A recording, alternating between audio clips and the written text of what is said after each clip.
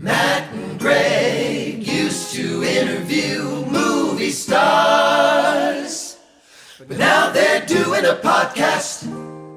Hey everyone, this is Greg Srizavasti. Hey, it's Matt Levitz. We are Matt and Greg. used to interview movie stars. We did. I remember that. I still do once in a while. I was there. It was a while ago. I was there with you. We were bonded. Yeah, hence the title. Hey, listen, I want to thank the fans. I don't know whether you saw this, Greg. There's this hashtag that's out there about us. It's spreading all over the cyberverse. Are you surprising me right now? No, this is really exciting. Okay. I'm seeing this thing literally everywhere. It's on Facebook, Reddit, Instagram. It's hashtag Matt and Greg awesome. I'm seeing this everywhere. Way. I mean, it's abbreviated, but I mean, we know what it means. And I haven't told you the best part. What is this? The president of the United States had it on his hat. I didn't even know he listened to our show. I had no idea. Isn't that cool? That's why we have so many subscribers. Yeah, exactly. Matt and Greg, awesome.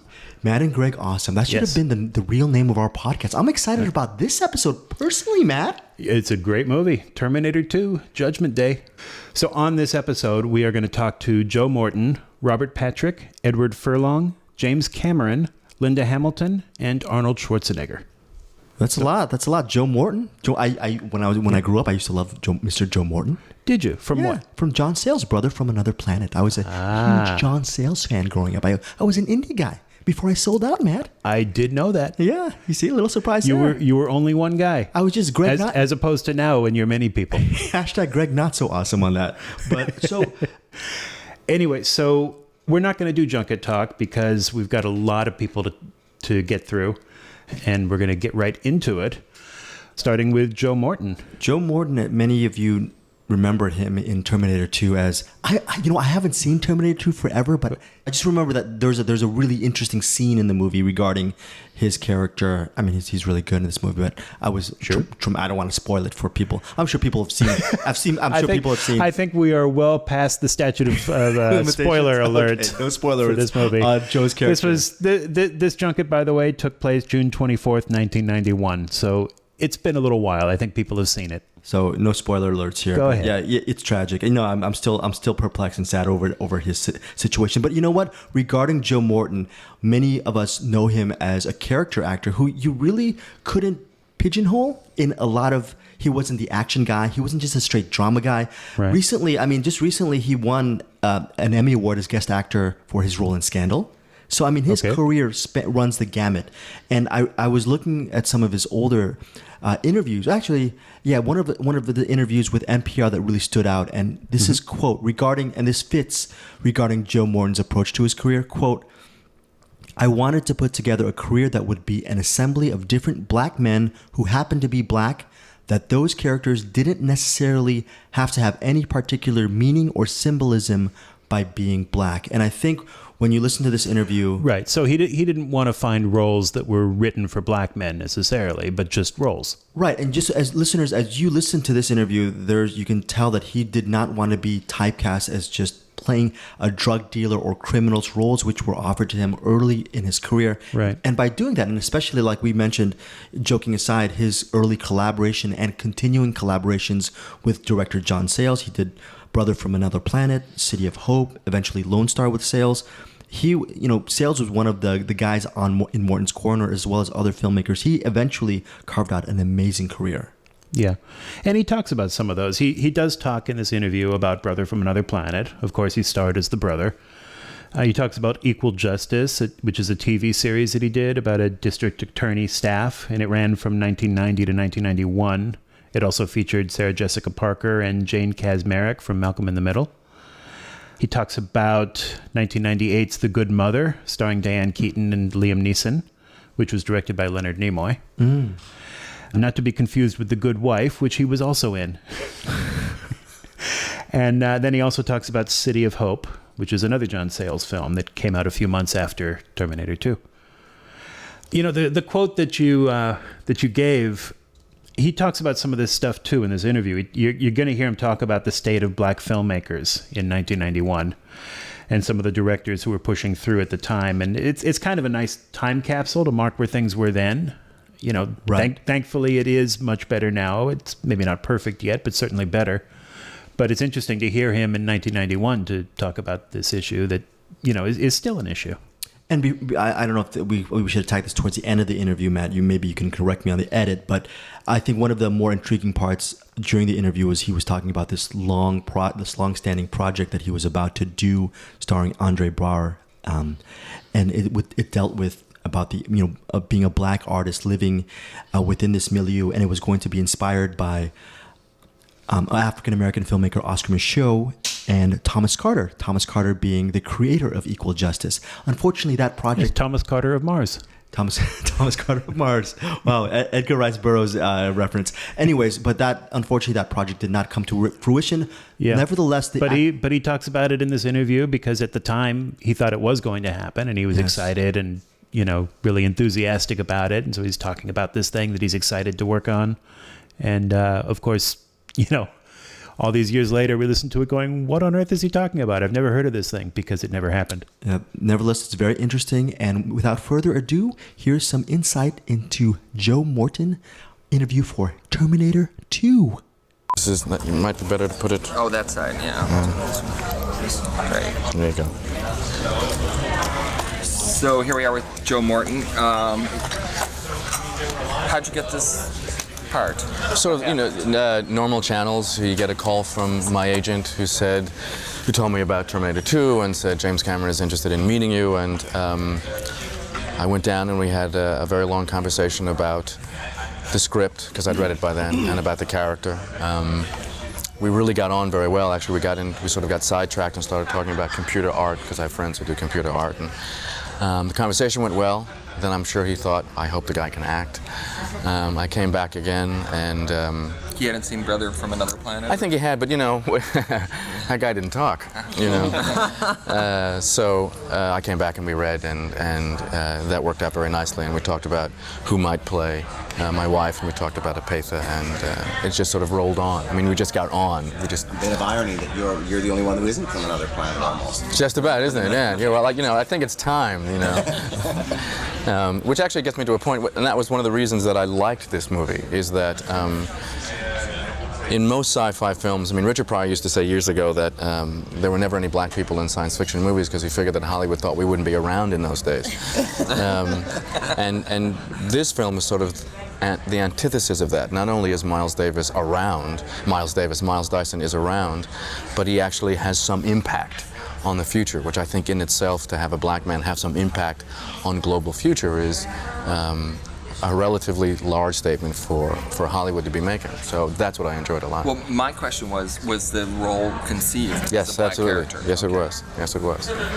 Do you think, I know I heard a film student at UCLA mention one time when it was a black student who had made a film, and when he auditioned, he only got responses from white actors. Do you think that there's a problem that a lot of black actors don't pursue roles unless it's specifically stated that it's for a black actor? Well, if that's what the actor does, then I think he or she is in trouble. I think what you need to do is do two things.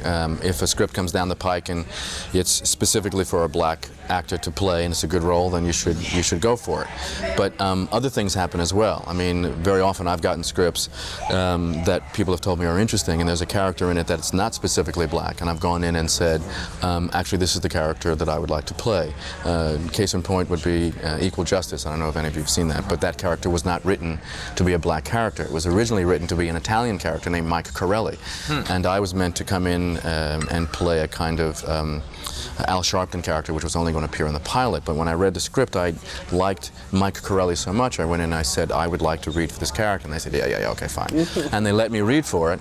And they were so impressed with what I did that they continued to try to find an Italian to play the role, and they couldn't find anyone who did the job as well as I did. So finally, Cotter Smith and I both went in and read for the same role. Cotter Smith was also on the series. He was a white actor. And it turned out the way it did. He got Rogan and I got Mike. It ended up being Mike James. So I think it's important for black actors to be as creative within that kind of chaos as they can be, which is to go in and say, there's no reason for this character not to be black. I did the same thing with Good Doctor, the lawyer that I played in Good Mother, rather. The lawyer that I played was not meant to be a black lawyer, he was meant to be a white lawyer, but there was no reason that he couldn't be black. Did you have the same experience in theater? Very often, especially as it came to classical theater, which I did a lot of. You have to go in and convince the director that this can be done, and so you spend a lot of time talking about the metaphor of the character and not the literal skin tone of the character. Do you know what I mean? Because if you get right down to it, then there should be no women in Shakespeare either. So that was always a good way to start. Now, you have such a vast amount of experience. You've done low-budget films, Right. big-budget films, television, theater. How did the scale of this picture impact on your working methodology as an actor that you've learned from all those different... Put a little bit more money in my pocket? No. No. Primarily, it didn't change, actually, because, you don't work any differently, and my role is sort of starts off as a very intimate kind of thing. It's just me at the computer and dealing with my family and so forth, and it only gets larger as the sort of the philosophy of the event gets larger, in terms of who Miles is and the kinds of decisions he has to make. It only gets larger and larger. So it really wasn't sort of thinking, gee, I'm in this vast movie, and so I have to do something differently. Now it's the same. How was Arnold to work with? Fine. I mean, he was the Terminator. I mean, he was... The analogy I keep using in this is that Miles Dyson, in very many ways, is like Dr. Frankenstein. He, through this very small chip, created this very large monster. Unlike Frankenstein, he's given the opportunity to make up for the horror that he's created. So that's what Arnold meant to me, was, yes, it's vastly fascinating to see what you can do, and incredible in terms of the cybernetics of the monster, but in fact it must be destroyed. You've had about 2 seconds to make the decision in the film. I mean, what as an actor, how did you create that moment? Did you go through a lot of technique to use, or did you just... Listen, I had to, actually the decision is made almost off camera when Linda says he took it pretty well after hearing what I sort of indirectly had created. I mean, I think we always have to keep in mind the genre of the film. It's a myth. It's a fairy tale, a very large fairy tale, but in fact, it's not too different than The Wizard of Oz. I mean, the Tin Man gets his heart at the end. And so I think Miles's decision is sort of real black and white. Once he knows what he's created, he only has 2 ways really to go. He either says, screw it, I can't help you, and you have to deal with this on your own, or he becomes a humanitarian, and that's what the movie is about, is becoming human. The Terminator becomes human. We all become human, and so that's his decision. He realizes he has to be human. He has to make the human decision and not the economic or the survival decision. The one he's not gonna... He is, I guess, in a sense, a combination of the strong man and the cowardly lion. He doesn't want to go, but he has to go. He's got the brain power to take care of it. He knows what needs to be destroyed, and he has to do it. Talk about myths. I mean, Arnold himself is a myth in terms of Hollywood. I suppose that's true, yeah. What was it like to finally meet the myth? I mean, what were your preconceptions before? See, I'm one of those people that sort of doesn't do any of that. Do you know what I mean? As you mentioned before, I've been a working actor for 23 years. So for me, it was meeting another actor, an actor that I'd seen a lot of, and I was sure he wasn't the Terminator in real life. And I'd seen I'd actually seen some footage on him about sort of what he had done. The guy who came over here with nothing and worked in I think he sold cars for a while, and then he developed a construction business, and that man actually was the man I was hoping I'd get time to spend with. The guy who really sort of took on the quote-unquote American dream and took it for all it was worth. I mean, I think that's a story that someday should be told. I think all the rest of it is image that Hollywood puts forth, which is what Hollywood is about. But for me, the actor, it was simply meeting another actor. Did you ever meet that man, the one that took on? Never had time, nor did he, really. So you didn't meet them? No, I would like to. I'm hoping that we'll get a chance to do something again. Your character is really the new element in this film. In the first Terminator, you had the chase. There were the Terminators as protector, and then there was Sarah Connor. And here, it's the same thing, except now we have this additional character who also carries a certain weight of responsibility in the future. And I think the strongest scene where you get that sense is where Sarah Connor is trying to kill you, much as the Terminator tried to kill her in the first film. And she realizes that parallel that parallels psychology. How was that scene staged? How did James Cameron put that forth to you, and how you feel about your character's contribution to that? Well, I think we just did it in the simplest dramatic terms. You can't act philosophy. It's not an active thing to deal with. So all you really know is this crazy woman comes flying into my house and tries to murder me and says it's your fault. That's why I asked the question. I mean, that wasn't in the script. And she says that, and I said, what? You know, because it's like all I could imagine was, I mean, the house that we were in was just sort of this beautiful, large, white, very expensive home with a marble pool in the backyard and overlooking the ocean. So clearly Miles was doing pretty well, do you know what I mean? And here he is in his room, and suddenly the entire room explodes in automatic gunfire. I mean, that's really all you need to deal with is, why is this happening? But no, why is this happening? Fear is one thing. I mean, fear you can get just walking down a dark street, but if somebody is shooting at you, that's a whole other thing. It's not even like somebody breaks into your house to try to steal your money and rape your wife and do damage to your children. Suddenly just shooting at you for no apparent reason, and then takes a .45, sticks it in your face, and is apparently going to blow your brains out. And it's not, in his terms, it's not computing in any way. It's not making any sense. There's no logic to it. Not even logic like killing is illogical. Just logic. I've never met this person. I don't know what. Do you know what I mean? And that's really all you have to deal with. Did no one ever think of that line? Because someone beside me said that when she had you down like that. Somebody said, does not compute. Well, because exactly what he was looking like. Yeah, except that I think if you do that, then you're dealing with the HAL 9000 out of 2001. You're not dealing with a human being again. And that's, again, what this film is rooted in is what Sarah learns in that scene, is she regains her humanity. She had been locked up in that prison, that insane asylum for so long, that all she became hooked into was her military drive in terms of getting this thing accomplished, and she'd lost all sense of humanity. And what she gains in that scene with her tears, as the Terminator learns when he says, "Now I understand why you cry," is her humanity. And that's what this film keeps coming back to. And that actually, if anything, is what makes this movie work, is that once we're dealing with the value of human life and the human spirit, then you've got a movie that people can identify with. Did Cameron seem to care about actors in the middle of all this hardware and computers and clearly? I mean, special effects? Yeah. I mean, my death scene in this movie was something that we took a lot of time to deal with, and took a lot of care in terms of how it would happen and what I was going through. To the extent that I, again, talked him into letting me do my own stunt, letting me take the shots, so that I could go through the entire experience. Was that kind of dangerous, or? He thought it would be. I'd actually done that kind of thing before. I mean, my training in the theater had taught me how to do a lot of pratfalls and all of that. I'd done other movies not quite like this, where I had to take shots or do stunts and so forth, and so it was something I was prepared for. And I asked them to get Greg Elam, who was a stuntman, who was someone I'd worked with before, to come in and assist me, and he did. And so we choreographed it, because it was the kind of thing I didn't have to want to do more than once. And we choreographed it, and we worked it all out. And fortunately, we only had to shoot it one time, and we got it.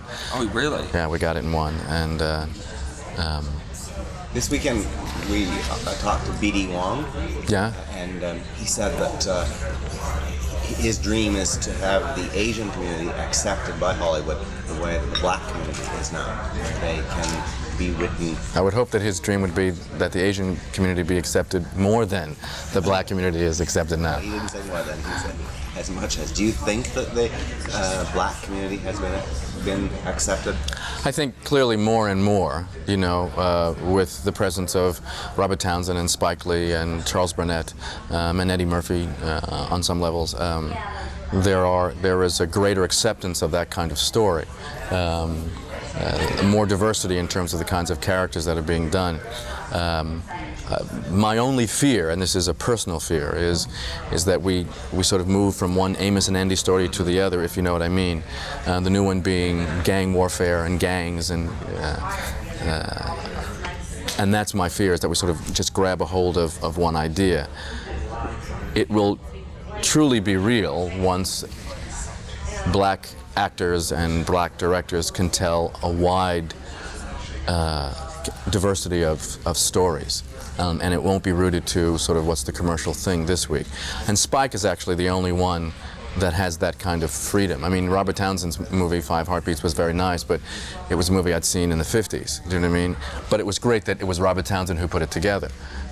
Spike is the only one who's sort of out there sort of trying to get into new areas. I haven't seen Jungle Fever, so I can't speak about it, but his other films are trying to deal with other areas, and whether they succeed or don't succeed ultimately is not the thing. It's just that he has the opportunity to do it. Do you kind of criticism from the black community for playing sort of yuppie characters? Not yet. As a matter of fact, what I get from the black community mostly is their praise and their when I did Equal Justice, when that started to play in the air, the thing that was so heartwarming is that, and this is from people on the street, I live in Brooklyn, so this is from people on the subway, and was that they would all come up and say, we're so proud and we're so happy and you give us so much dignity by the kind of work that you've done. Because from their point of view, most of the work that they see has to do with people who hold guns and kill other people. Most of the work that they see is by, you know, even if it's Morgan Freeman's first film, you know, where he played the pimp. That's what they're used to seeing. You know, as glorious as that work was, Street Smart, yeah. As glorious as his work is, that's what they're used to seeing. I'm offering something else, which is, they may be yuppies or they may be people who have money, because you have to understand there are black people who do have money. We don't all live in poverty. But I hopefully add a kind of humanity to them in terms of whatever their particular dilemmas are. You're the heroic figure, definitely, in Terminator 2, and I've seen City of Hope, which is coming out in August, right. Where you're a politician who tries to do the right thing and basically compromises, right. And it makes a whole moral collapse in a way, in a sense, to go with to be a leader in the black community. It's a very controversial role. The way I hope that's true. Yeah. Can you talk a little bit about that? Yeah, I will. I'm sort of, it's odd being to talk about Terminator and then go off into my own thing. But again, in terms of the question that you asked about images and being black on the screen, what makes the character work is the fact that he is heroic in a very kind of, you know, not underhanded, but he has to make this compromise. That's human. That's politics. That's what one has to do. If you're perfect, then people like you, but they don't love you. Do you know what I mean? Because there's nothing human about being perfect. If you see someone struggle to get from A to B, and they make a decision that you recognize, even though it's not a decision that you may altogether agree with, you still understand that that's real, and you go with it. And that's the kinds of things I'm trying to accomplish. This film that you're directing, does that help the evolution of this whole process? I hope to God it does. In what way is that? Well, it's if it gets made, and it just might get made. It's called Black Picture Show to begin with, which means it talks about the dilemma of black filmmakers in Hollywood. Secondly, it's a relationship between father and son, two filmmakers. It is, in a sense, the kind of difference between someone who is dealing with the real world, the son, who thinks that money is the bandage for all wounds, in a way, and a father who is suffering because he believes that art is the kind of truth that you need to put into your work, and that, in fact, is the bandage to all wounds, and that's their conflict. Is this Mario and Melvin Van Peebles? Thinly disguised? Probably not, no. If I wanted to make that kind of analogy, I don't even know who I would draw, and there is nobody in either camp. It probably would be somebody maybe more like, if you could get Michoud when he was doing what he was doing. Michoud was a black filmmaker in the late 1900s, early 20s, who was his own filmmaker, and maybe Thomas Carter, actually, someone who's had to sort of do a lot of balancing and try to get things to happen. It would be more those kinds of conflicts. So that would be the first statement I would have to make. And again, it's a story no one's ever seen, really, about a black artist. It's almost, you know, the artist as an old and young man from that point of view. So that story is universal, actually. What happened to Equal Justice?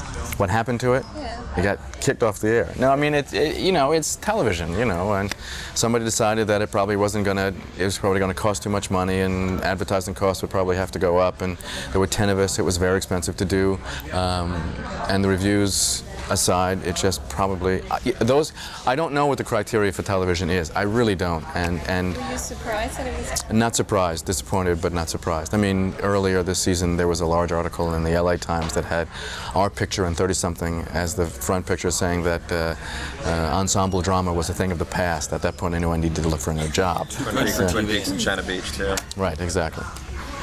But now you're in this movie that's going to be the biggest movie of the summer. And plus, you I hope have a that's big true. profile in that show. Yes. For the last 2 months. What's happening with your agent's telephone? Are you getting a sudden amount of scripts? We'll find out. This gets back again to what we've been talking about. We'll see what comes in. It's not like Hollywood then sees a black actor and says, "Oh, we got to go out and write for Joe Morton." That doesn't happen. So we'll see. We'll see what it is. I mean, it's very different than the experience. My experience in this will probably be very different than the experience possibly that Wesley had with New Jack City. New Jack City opened up a whole thing for Wesley, and I'm very pleased about it. But it's a genre that Hollywood knows how to write for. I think that I may remain for a while sort of a difficult somebody to sort of peg. So who is he and what? What? You know what I mean? More than anything, maybe City of Hope more than this. And that's a guess. I don't even know that. Because who knows with this business what somebody picks up and what they don't. What they see. And what they see and what they can use. So we'll see. Do you know what I mean? I make no predictions. Do you see a time or want a time when you won't be sitting around at a table with white reporters talking about black issues, but just talking about acting? I hope that comes to be true, yeah. But here we've been talking about humanity for all this time, and racism in all its varying degrees, good, bad, and indifferent, will probably be with us for a long time, just as sexism is, just as a kind of genocide of older people is, just as a kind of ignorance of what to do with our children. It seems to be part of the plague we carry around with us as human beings. So maybe it'll never change, but hopefully it will always get better. I mean, I think that's all we can hope for. Again, that's sort of what this movie is about, is you can only remove the idea of annihilation. We live in troubled times and we live in a world that has problems. But if there's always some sort of hope on the horizon, then it makes it worthwhile. Where was that set for the lab? It was in, you have to remember now, I'm from Brooklyn. It was near Magic Mountain, near that part of, whatever that part of California. Right, okay. Yeah. Okay. What? Valencia. Valencia, that's what it was. They got some warehouses and they built a set in there. Okay. I think they do the Nightmare on Elm Street movies out there. Out there? Yeah. I've been there, yeah. Now, what do you want to go on to now? You've done television, theater, everything. If the film is really big and that gives you, which it obviously is going to be, and that gives you the freedom to go on and start picking your projects with greater liberty, what do you want to go to? Well, I want to do a combination of things, actually. I think I want to, if I have freedom of choice, there are lots of novelists whose material I'd like to have adopted into film and either play those characters or direct those films. Would you be in the movie that you're working on at Sundance as director? No, I'd only direct it. No, that kind of courage I haven't found yet. I think it's very difficult, and I think you have to be a very kind of special filmmaker to do that. And the kinds of things I have in mind to do are fairly complex. They only accept like 6 directors' projects at Sundance every year. Right. So was it tough to get this in there? It was anxiety producing. You sort of step in and you give them a project and you write the letters and you wait for the responses and they call you up and they say, all right, we're considering, and you'll hear by then, and blah, blah, blah, blah, and then finally it happens. So again, what I try to do is, not think about it. It's like when you go to an audition. Cast on it then there? Yeah, I was able to pick 2 wonderful actors, Jason Bernard and Andre Brower, who many of you may know from Glory, and we worked for the 3.5 weeks.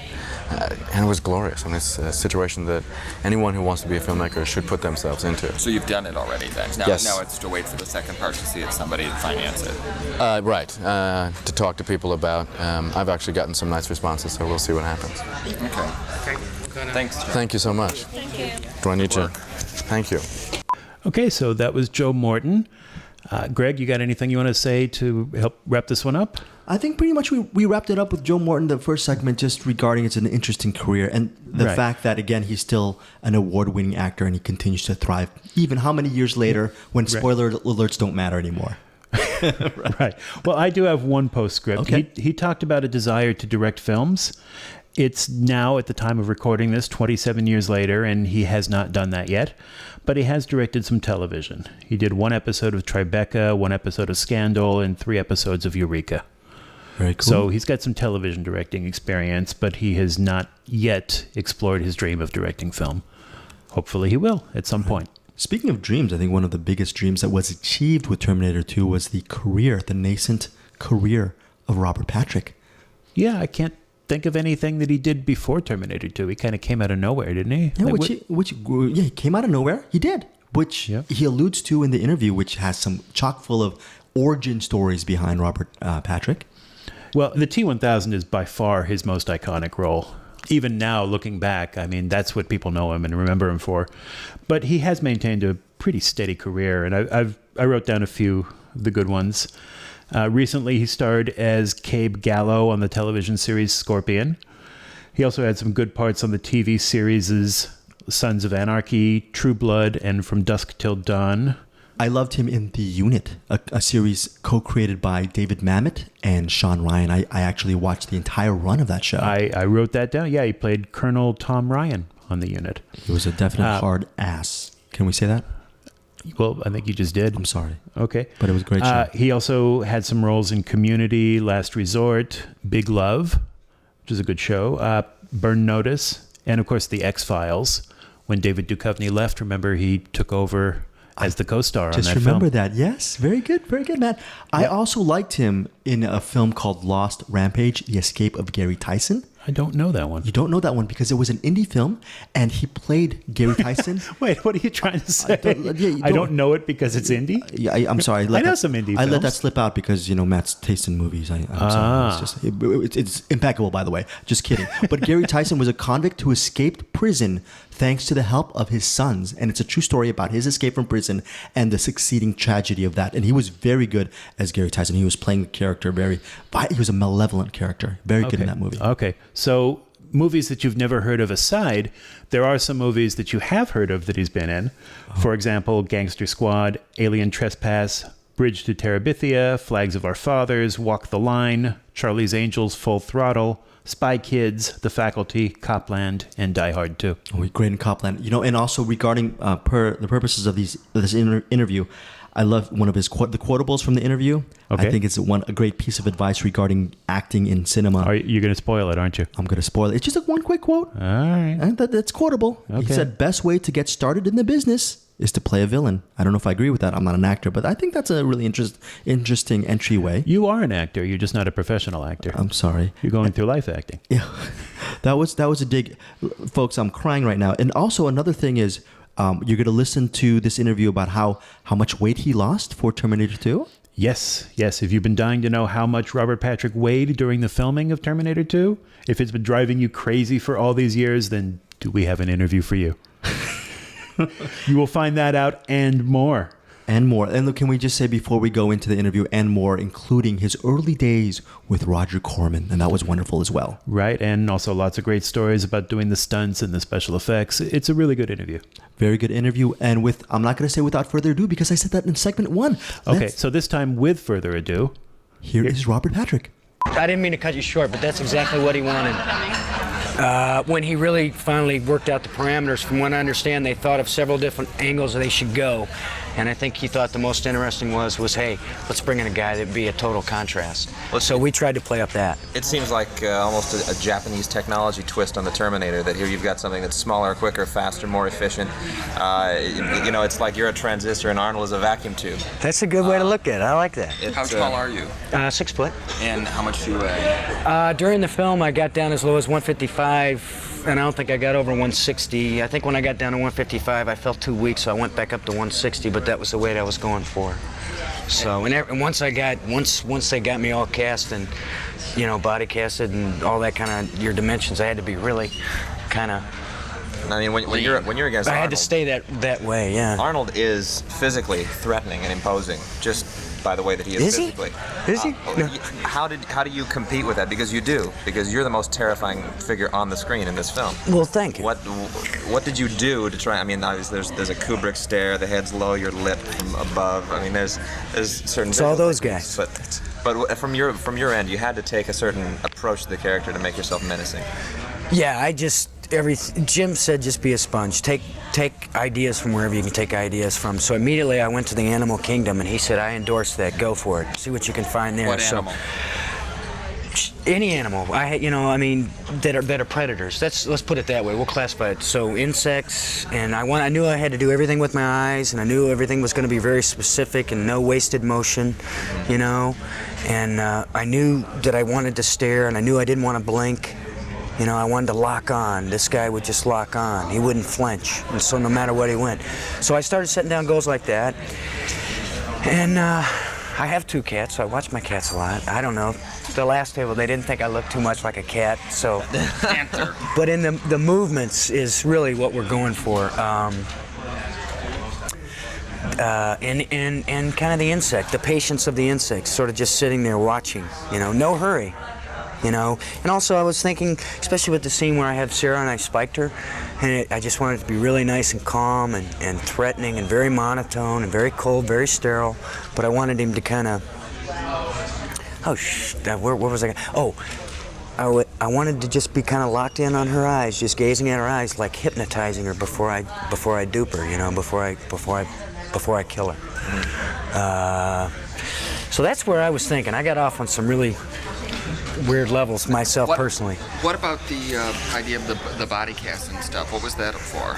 Well, all that, we had to do all that immediately so that they could start making like my squib hits, which were my liquid pops, that's all, that was a thing I'm wearing so that it would explode, and it's all, that's all Stan Winston. All those appendages had to be custom made to fit me. What about when you split in two? All that stuff, the ILM stuff, once they had like body casts of me and everything, then they flew me up to ILM and they did like a laser scan where you sit in a chair and they say, all right, Robert, at this point in the script, this is going to happen to you. What would be your expression? So I didn't have a lot of expressions for this guy. There was one expression, really, basically. But I would try and do it, and you just, kind of like lock, and this thing would go around you. And then it would does like 20 seconds, it goes around you. It's a laser reading every, part of your face. And then it creates this styrofoam bust. And so they have that, and they can measure that. And then they measured me, they put me in a skull cap, put me in a bathing suit, and stood me up in front of a big screen. And they projected this computer graph on me, and then they painted 3-inch square computer graphs all over me, 360 on my body, spun me around, did that, and then they had me run. Now, how do you think you're going to run? Well, I think it's going to be like this. So this was all done before we even started filming. And then, how do you think you're going to walk? And I think it's going to be like this. And so once we made these decisions, we had to lock on them. So it all works, so it all comes real. Action was planned out so that they know your arm was going to suddenly turn into a sword. I mean, how much? Oh, Jim had that all in the script. Yeah. Jim had all. Yeah, I mean, when you're actually on the set and he says, "Okay, now you're going to turn around, your body's going to break in half." Yeah. How did we do all that? How did we? At what point did they say stop? I mean, how much continuous action did you do at a time? Well, for each of those sequences, my main goal was to be relaxed, stay true to my character, and listen. And listen to Jim, and listen to Dennis, and all the other ILM guys, and listen to what they needed. And they would be very specific. And if like say they say start walking, like say I would start walking and maybe I'd lean to my left too far or whatever, I'd go off target, because we wanted this guy constantly going forward, So if I walked and I started and I went a little bit left, they said, Robert, you've got to walk straight out. You got to go right straight out. There's, you're always forward. And that was like the most challenging parts for me, because all that stuff, they let me do a performance of how I thought it would be. So it'd be performance motivated. And then when I had to lock in there and try and do it for the camera, and Robert, you're going to walk through this bar, okay? Now what do you think, and you try and do it the best way you could. I just had to try and stay cool and just be real relaxed. So for those scenes, who was actually no one was really directing you? They would just say, or was it all the special effects people that were? Well, Jim was always there, and even when I flew up to ILM, Jim checked me on everything and made a little video. So he coached me through everything. I mean, you know, I'm very aware that my character is a blend of like 4 different people. It's Jim, it's Stan, it's ILM, and it's me. You know, I did my part, they did theirs, and it was a group effort. My character's an ensemble within himself, so. Did you decide what kind of physical feelings the guy had? I mean, like, he would know that a sword was in him, but able to just whip it out. He would sense it. Yeah, he would sense it, but this guy has no feelings. But you're right, though. I mean, he had to be aware, and I had this hot-cold theory thing going. Like, he's hot on the inside, and he's cold on the outside. Do you know what I mean? Have you seen the movie? Yesterday. Okay, now when you watch the movie and you basically are the special effect, I mean, a lot of people go, wow, you know, about the special effect. Ooh. Right. You are the person that it's happening to when you tell. How did it make you feel to watch yourself become liquid or... I mean, cracking? It's pretty weird. I mean, it's really pretty weird, but I'll be real honest with you. Yesterday when I saw it, I never went to dailies. And I would just listen to Jim, you know, and I knew we knew what we were going for. But to see it, I really bought my character. And I mean, to me, it was like, I was like going, wow, man, this guy's, you know, I mean, I was into it. I hope that doesn't sound like egotistical at all or anything, but you know what I'm saying? I could relate to it objectively because it's only been in my mind before actually seeing it, so I don't know. How were the fight scenes with Arnold? They were great. This is major fun. Can you imagine, you know, growing up and throwing Mr. Olympia around? I mean, especially who Arnold is. I have a great deal of admiration and respect for him. You know, what he's become, you know, the life he's led, and then to sit there and throw this guy around, and you know that there's nobody else better to pick on. Could you throw him around? I mean... Yeah, I mean, he would surrender himself to me. We did that stuff. He would say, okay, you know, I'll be yours. Just throw me around, you know. Throw him around. When the difference was he could pick me up and throw me around. I couldn't, you know. He had to kind of go along for the ride. Well, that's what I meant. I mean, 60 pounds heavier. Yeah, exactly. Yeah, I mean, I couldn't, you know, but he would give himself to me enough to allow me to do what I had to do. And he and I both knew that we really wanted it to be intense, the fight scenes, and that was my commitment to them. And how old are you? 31. 31. Okay.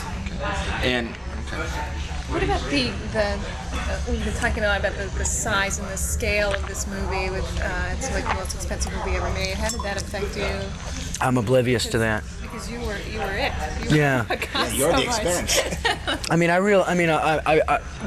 was basically oblivious to that. I mean, I shut down so many things in my own life just to kind of concentrate on this, and that's one of them. I mean, I totally got out of the story of the script. Once I read the script, I only concentrated on my scenes because I didn't want to get involved with Linda and Eddie's relationships.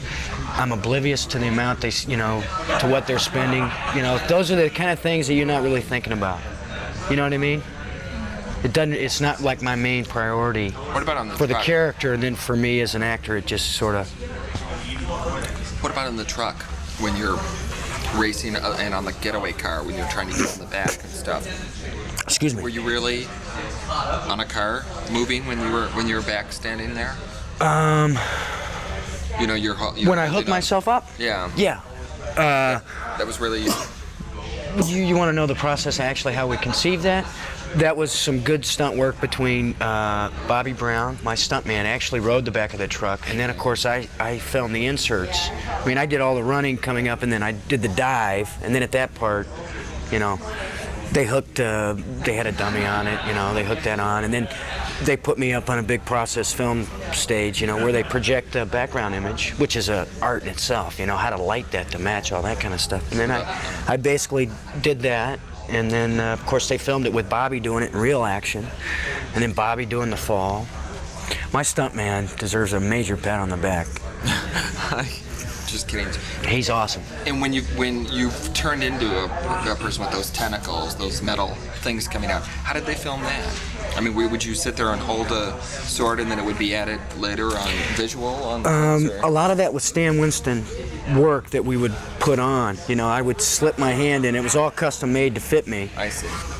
And then that's where kind of like my insect kind of thing, like Jim and I had this kind of like praying mantis kind of deal. We wanted to go with this crowbar thing, you know, and then the sword's the same way, you know, just he was able to do that kind of stuff. I thought it's, the thing I love about this character, he's so cold, he's so sterile, and he just, you know, that was my favorite part about him. He's just... You've been doing a lot of work through the years, but now this is a huge profile thing. Has it affected you yet as far as getting more work? Yeah, I mean, it's going to open up a lot of doors and already has at this point. And this is corny maybe, but I mean it's literally a dream come true. You know, it's what you hope for, and you hope that someday you get the chance to go in and meet a Jim Cameron, and you'll have your shit together, and you'll get it. Pardon my language, but you know what I'm saying. You'll be ready. You'll be ready for the opportunity. Do you know what direction you want to go in as far as choices? I want to be an actor, and I want to do the best work I can. And do you know what you're doing next? Not right away. No. I got married during the film, and I've been relaxing with my wife Barbara. And thank you very much. And we've only been wrapped for like 2 months. Yeah. We met doing a play, first play I did when I came to LA years ago. She's an actress too? Right. And Barbara Patrick. Okay.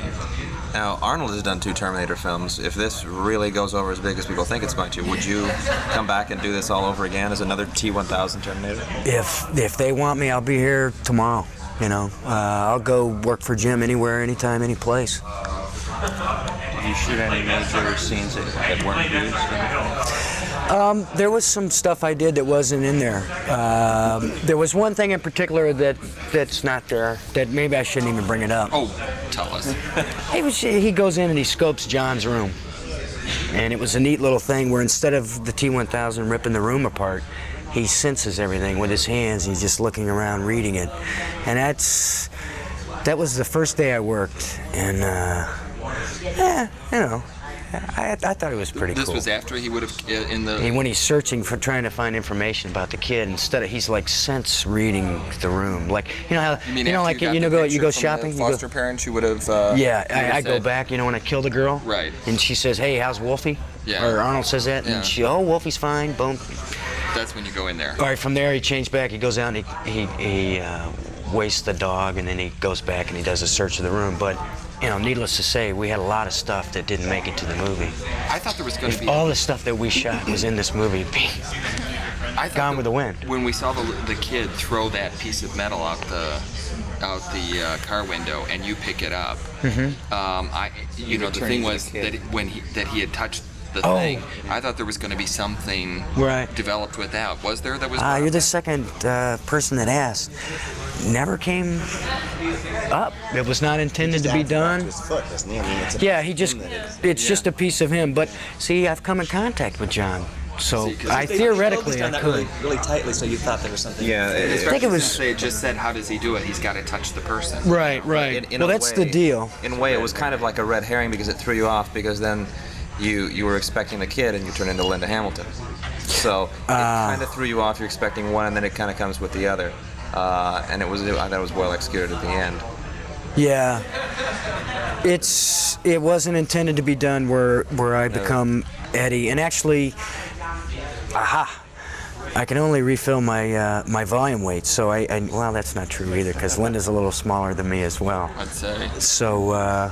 And that woman who was the foster mother was smaller. That's true too. Well, you know what? I can make that stuff go smaller. Do you think you're being typecast now as a villain? No. You've been doing a lot of villains. I've been doing a lot of villains. The best way to get started in business is be a villain. Why not typecasting then? Because I don't know. I think I'm a normal guy, and someday maybe I'll get a chance to just play a normal guy.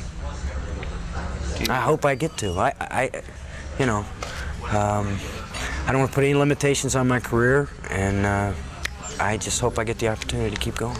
You do a lot of theater? Or did you do a lot of theater? That's where I started. It's kind of neat. I came out and did a play, and then I started working for Roger Corman. I did 6 films right in a row. I mean, that was what I wanted to do. I wanted to be a film actor, and I learned a lot, and kind of just kept going. And when I got the opportunity, I went right back and did a David Mamet thing right after Die Hard 2, which was great. I mean, it was the most exhilarating thing that I've done for myself in a long time. It was great fun being up there on stage doing that. It's so different than acting on film, and yet, you know, they go hand in hand, too. I just know a lot of film actors get real tired of stage acting after that, repeating the same thing every night. I have a lot of friends that are stage actors that have done a lot of plays, and I know some that are just, you know, they're getting a little tired of doing it. They'd rather be doing movies and stuff like that. And I think every actor, no matter how great he is, I think your ultimate thing is you want to do film, because it's such a great way to communicate, and you know what I mean? It's going to be seen. You were lucky when you came in that Roger Corman was still making films like those.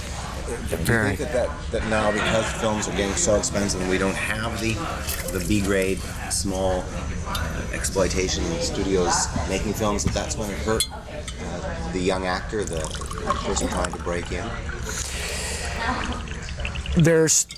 As far as I know, they're still doing a lot of them. You probably know more than I do. Probably the budgets have gone up, and it probably will hurt. I mean, this is a tough business, as we all know, and I count my lucky stars that everything's happened to me the way it's happened to me, and when it's happened to me.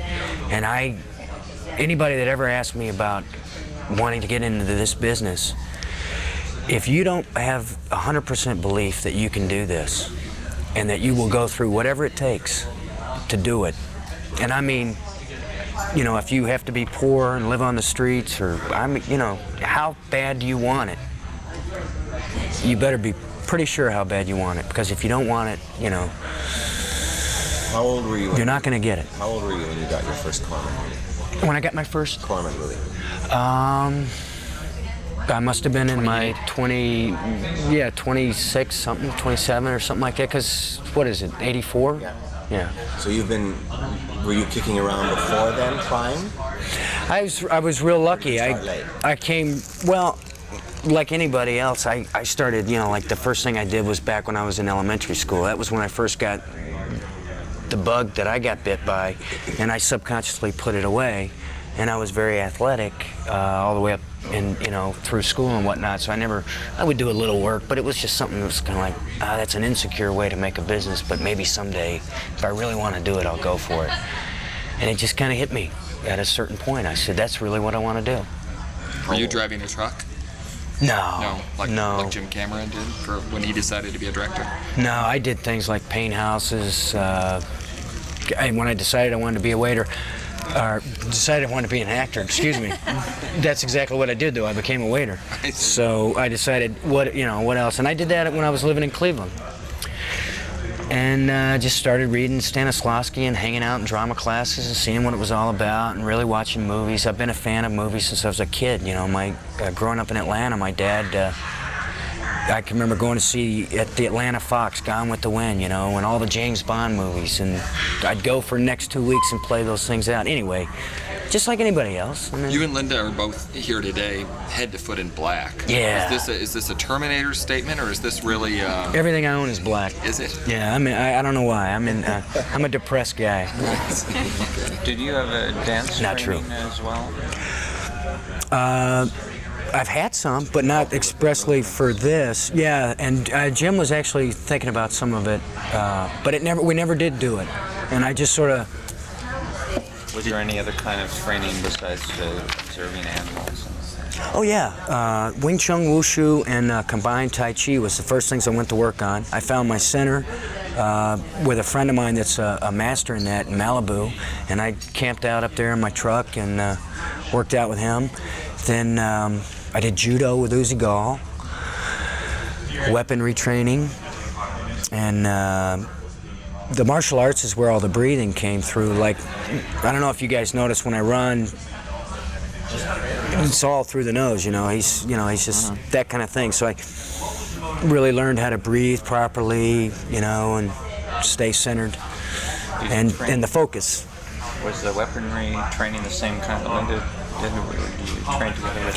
Hers was more extensive, and I've had a lot of weaponry training because I've fired guns almost every movie I've made except the comedy I did, which was. But we're not here to talk about that. No. No, but so I've fired a lot of guns in my life. I like guns. I don't own any guns, but you got to know how to use them, you know? So if you have respect for them, know how to use them, guns are okay. What did you think when you first read the script and you saw all the effects in there? Were there things like, now you break in half? Yeah. I mean, what did you think when you're reading this? Awesome. Blew my mind. I couldn't believe it. It took me like 5 hours to read the script. And I'm visualizing and I'm going back and God dang, And I had to go do my screen test right after. And this was when I really first realized, wow, this is a great role. I mean, this is a hell of an opportunity here, pal. Were you surprised? And I walked into Jim's office and just went, hey, relax. Were you surprised to discover that Arnold was the kinder, gentler Terminator? I thought it was a great idea. Yeah, I was surprised, yeah. I thought it was a great idea, though,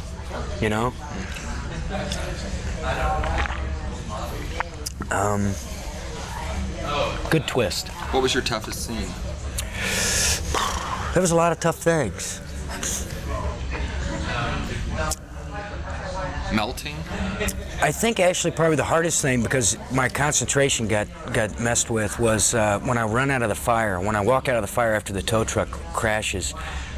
Because I ran back in there and stood in front of the flames for the first take, and it was so hot, and no one knew how far I was going to go, because they said as soon as it gets too hot to go in, Of course, no one wanted me to get burnt. Of course, they were there. The best of safety was around me, and I ran in as far as I could. And I got there, and I had to stand there, and then I had to calm down, get centered, and then do this walk out. And the walk had to be, like, my steps were down to exactly the amount of steps, and I had to hit that mark exactly right. And we had to do several takes of that, like going back by quite a few. And this was the first ILM shot I had to do. And then, the first one I ran back there, and I stood there, and all of a sudden I could smell, how like your shirt smells when you're ironing it? And then all of a sudden my fingers started stinging, and the backs of my ears started stinging, and my neck, and then Jim yelled action. And I was like having a hard time. I'm trying to concentrate and do this thing. And as I get closer and closer to the camera, I start going faster and faster. I just ran out of this shot. I totally blew it.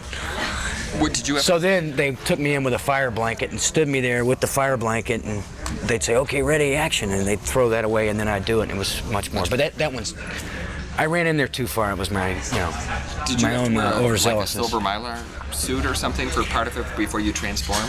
My stand did most of that. Okay. I put it on once, and it was a pretty elaborate deal to put on.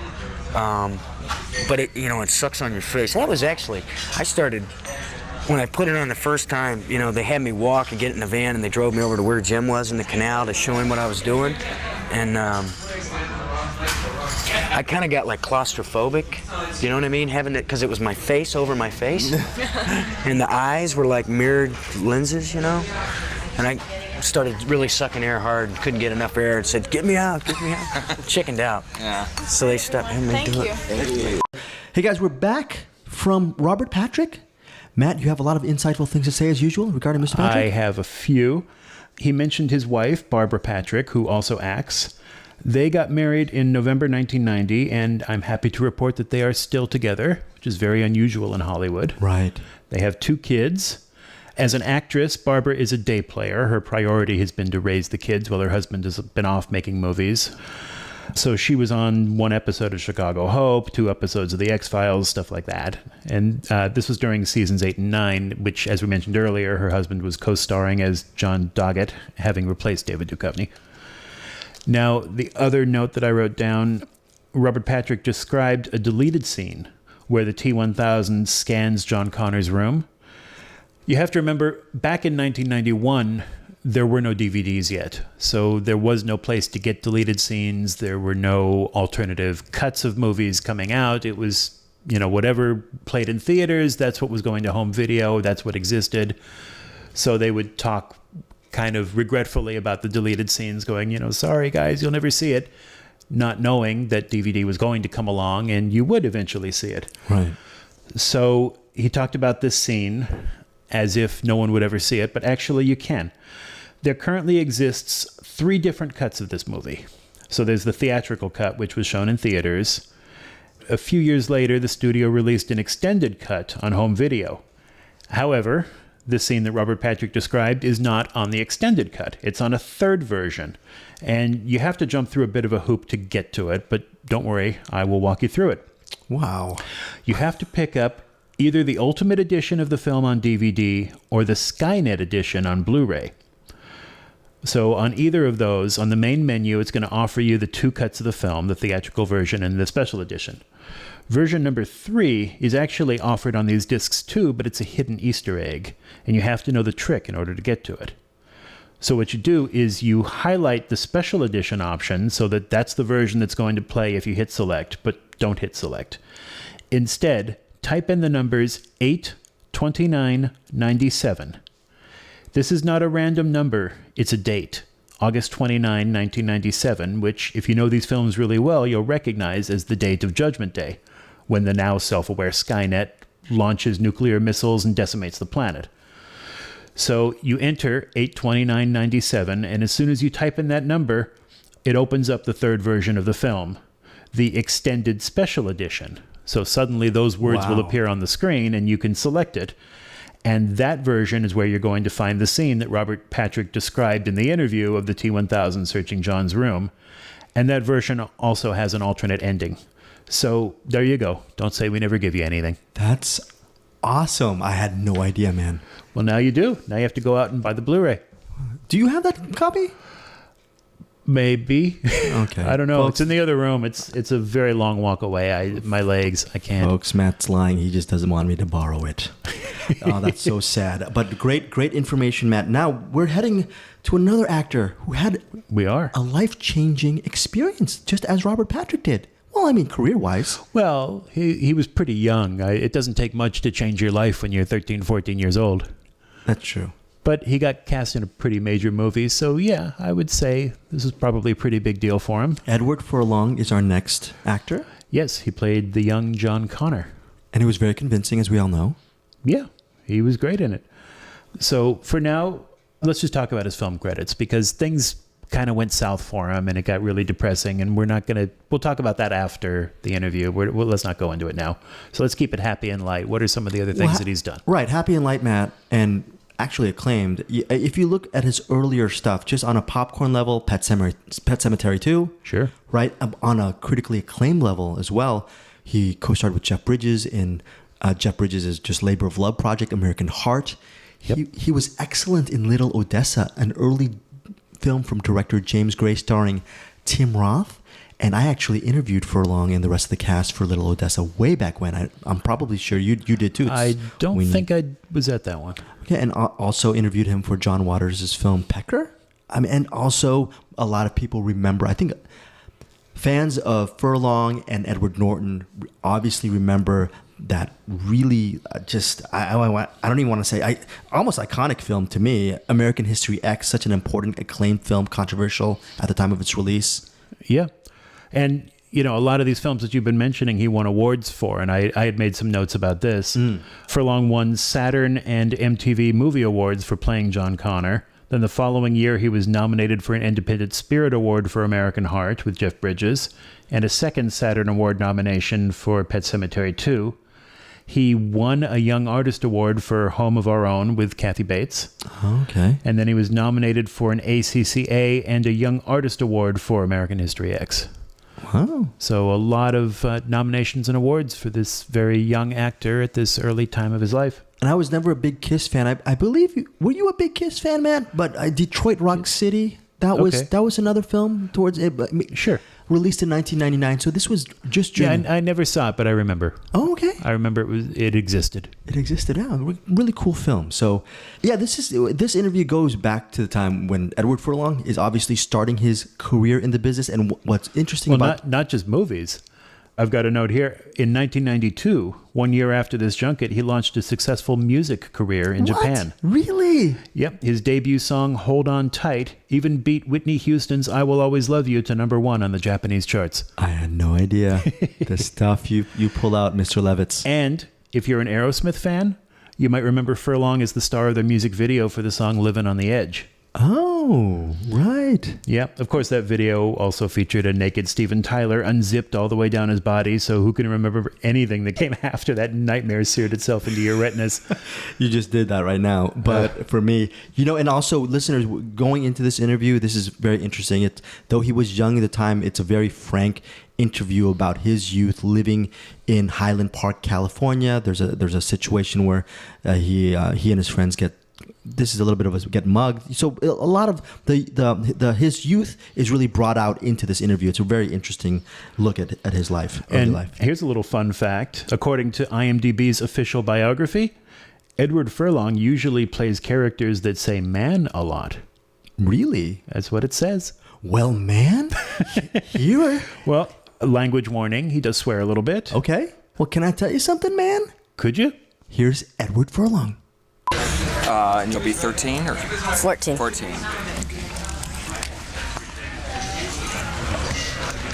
Do you have any idea how many other kids they tested for this? Did they tell you? I think around 500. It's a lot of kids, huh? That's for sure. And what was your acting experience before that? Nothing. Nothing at all? Nothing. How'd you find out about this? There's a casting director at the Boys Club of Pasadena. It's sort of a hangout for kids. And she was looking around for kids to do John Connor. And this woman's staring at me. Okay, she's staring at me and smiling at me and waving at me. This is out on the streets. Nobody ever does that to me. So then, I go, this woman's staring at me. I look back. And then she goes, can I talk to you? And I go, my mom told me never to talk to you. Well, what did I do? I'd like you to try out for Terminator 2. I'm like, oh, this is cool. All right. So then she writes down my number, my name, and everything. I go home and I say, I'm on the way home. Guess what? I'm gonna try out for Terminator 2. And they say, actually, that's not how it went. I'm sorry. They went, guess what? I'm gonna try out for a movie. They said, what movie? Well, I don't know. And then they said, okay, they're just trying to get money out of you. And I go, all right, I guess you're right. Then Nancy gets a call. We would like Eddie to try out for Terminator 2. She goes, oh my God. She goes, Eddie, are you ready? I go, ready for what? You're gonna try out for Terminator 2? I'm like, yeah! I ran everywhere in the house. And I went for my first interview, and then we prologued. It was like, when you don't know the script, so you just sort of play around with the scene. You just make it up as you go along. Which scenes did they have you do in that audition? The one where I go, she's not my mother, Todd. Oh, to your friend, right? Okay. Yeah. The one where, also the one with, the one where I'm saying I grew up in places like Nicaragua, and the car scene. Which car scene? When Linda says, you can't cry, John. Other kids can afford to cry, you can't. Obviously, I mean, like every other kid in America, you knew who Arnold was before you went to this movie. Yeah. What were you expecting before you went? I was expecting him to be snotty, but he wasn't. He was a really cool guy to work with. And, yeah. Did he play any jokes on you? Yeah, he played jokes on me. He didn't play jokes on me as much as he played jokes on other people. But like we played Hot Hands a lot, and Hot Hands is a game where you, like if somebody has their hand, they gotta put your hand over, and what they gotta do is move your hand before you go like that. So then sometimes when we did that, Arnold just went, ooh, like that's it. Ow, ow, ow. What was his coolest joke on somebody? Somebody told me that, Peter Kent, Arnold's stunt double, told me that, and it was like a Predator, Total Recall or something that Arnold locked him in the cell. Left him there? Yeah. I see. I don't know much about what he did on to other people. And it mentions in the production notes that how Arnold wanted to make you feel at home and pal around with you. Can you talk about, like, did this happen? Did you hang out together? What'd you do? Yeah, we hung around each other a lot. I thought he was a real cool guy to hang around with. That helped us a lot in the movie because if you have a relationship with the person you're working with, Arnold, you can have a relationship with them in the movie. You can use that relationship with them in the movie. Well, since this is like basically your first acting role, is acting all what it's cracked up to be? Do you want to? Acting, I want to do. I want to do and also I'm going to be doing another movie. It's with Jeff Bridges. Oh, called? It's called American Heart. And what do you play in that? I play a kid named Nick. He's like a sort of a street kid also. Are you a street kid in real life? Have you been arrested by the police several times? Oh, no, not been. I'm sort of a street kid, but I've never been arrested. What does that mean, being a street kid? Street kid, when you hang around the streets and there's gangs and a lot of people. Like I don't live in the best neighborhood, and I've been jumped before. But. Have you skipped school a lot? No, don't skip school. What grade are you in? I'm in 7th grade, gonna be in 8th grade next year. Oh, okay. How's this job affected the way people treat you at school? Yeah, a little bit. They treat me with then all of a sudden it's a little bit fake. It's a little bit fake how they treat me. Because they think you're, have they asked you to get Arnold's autograph or have him? No, how's Arnold? And can I go on the set? Can I go to the premiere? They all want tickets. Well, you were at the movie last night. You saw it for the first time?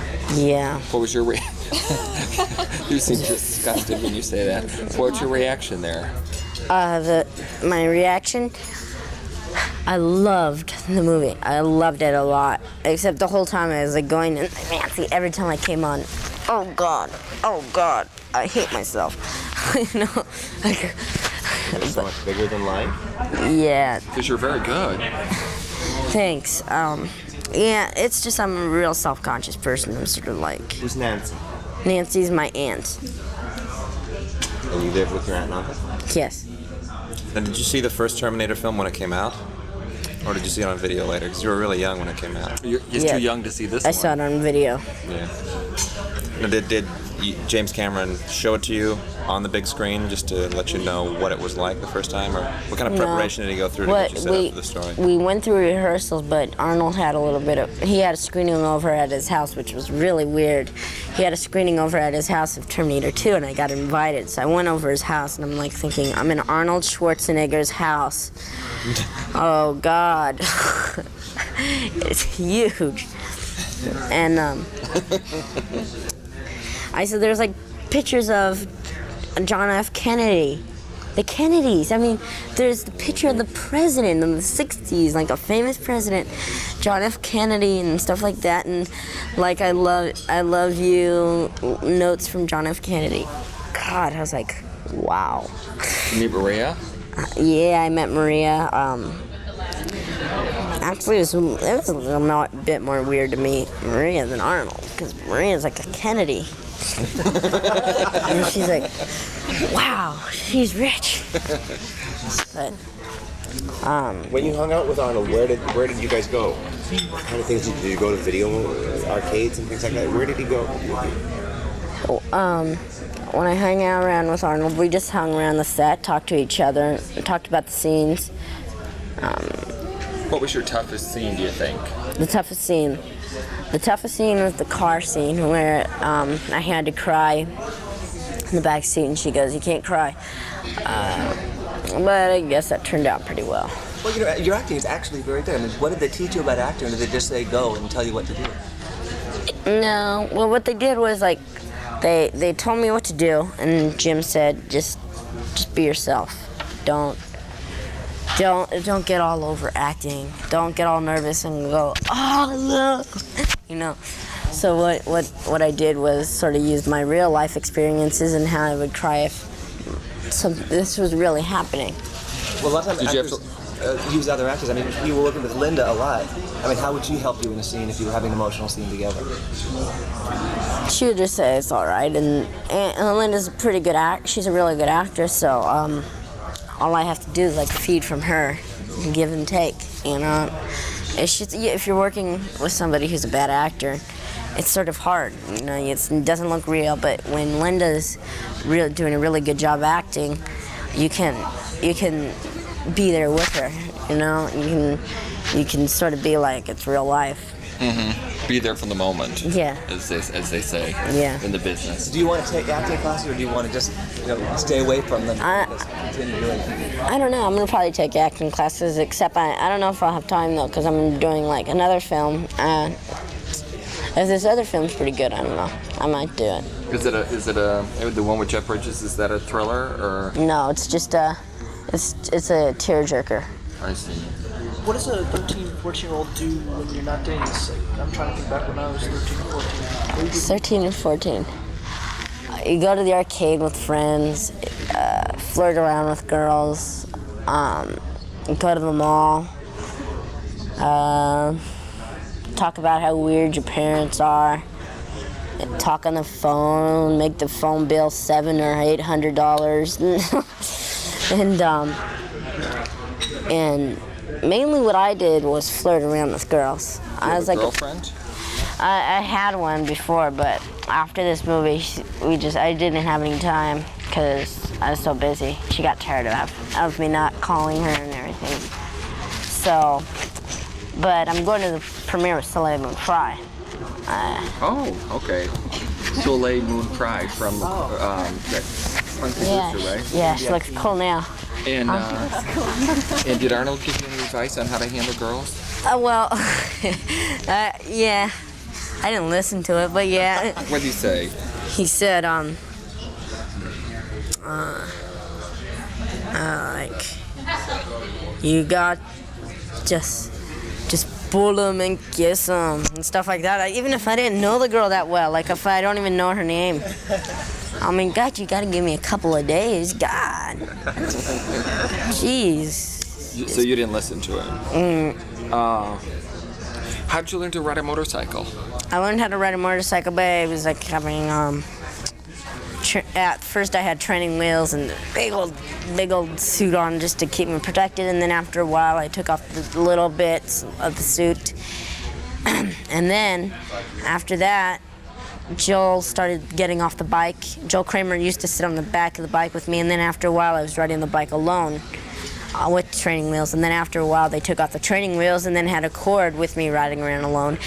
And then after that they took off the cord and then I rode around alone. Do you ride a bike now? Did you buy one for yourself then after the movie? They gave me the bike from the movie. They did? Yeah. Anything else you get from the film? Only one. Probably 5.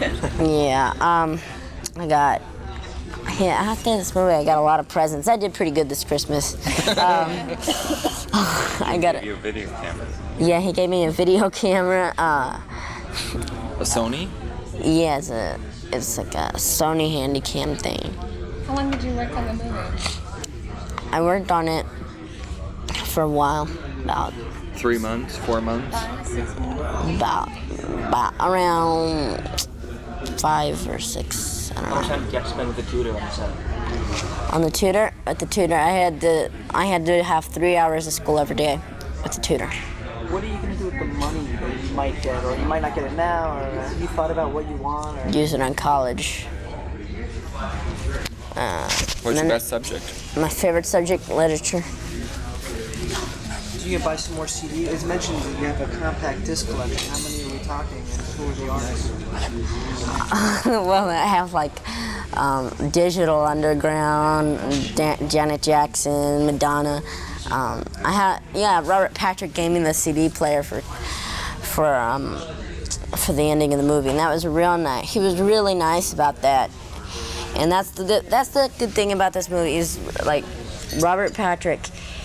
He's like a real sweet guy. He's like a real nice guy. You wouldn't expect him to play a part like this, except he plays such a mean villain. He plays such a good villain on this movie. He's so mean. He's so heartless. And then in real life, he has a really big heart. He's a real nice guy. And did Arnold give you anything at the end of the movie? Yeah. Big shake? Yeah, he gave me a big shake. And then he gave me a book about space. And a lot of the people were real nice to me. Okay. This is going to be a really big movie, and after it comes out, you'll probably be recognized and that sort of thing. What do you think about that? Is that something you're preparing yourself for? Yeah, well, I've seen the preview at theaters, and then people will say, that's the kid, like when I'm sitting in front of them. I'm pretty much used to it. It's a little weird. It's a little weird because, you dream about this, and it's really happening. It feels like a dream. But then after a while, you can't watch a movie because these people keep talking and talking. What was it like working with Arnold? Is that what most people ask you? Yeah. In the press notes, it's funny because it says that you especially admire the work of like Jodie Foster, Jack Nicholson, and at the end it says Macaulay Culkin, which is a young actor, a little younger than you. Can you talk about that? I mean, what is it you like about him? Do you like the fact that he's young doing it, or? Yeah, I respect him because he's like really young and he can do this big job. And I think he's funny. I thought in Home Alone he made me laugh.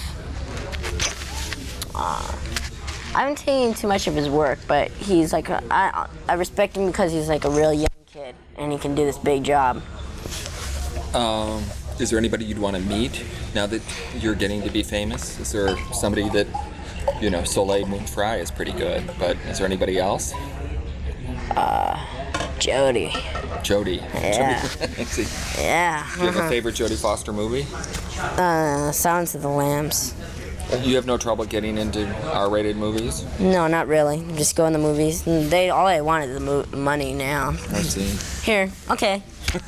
Could be going to see Total Recall or something like that. RoboCop 2. Outside of your career after that? I mean, she started about your age and then even younger actually. Just kept going. 3 months. Yeah, Jodie Foster. I saw her one time at a sound mixing place, and my teacher and I were in the car. And what I did was I just had to do it. Jodie was walking out there with the people. And then I rolled down the window and went, Jodie! And got down, and then they were staring at my teacher. And he was like saying, get up, Eddie, get up. I'm sorry. And I'm saying, and then they leave, and Jodie Foster's looking at Pia like she's some weird person because she thought it was my teacher. And it was just a big joke for me. My teacher didn't care for it, but I had to do it. Do you ever think that if you weren't at the boys' club, how life would be different? I mean, would you still want to be acting, or? Yes, I'd still want to be acting.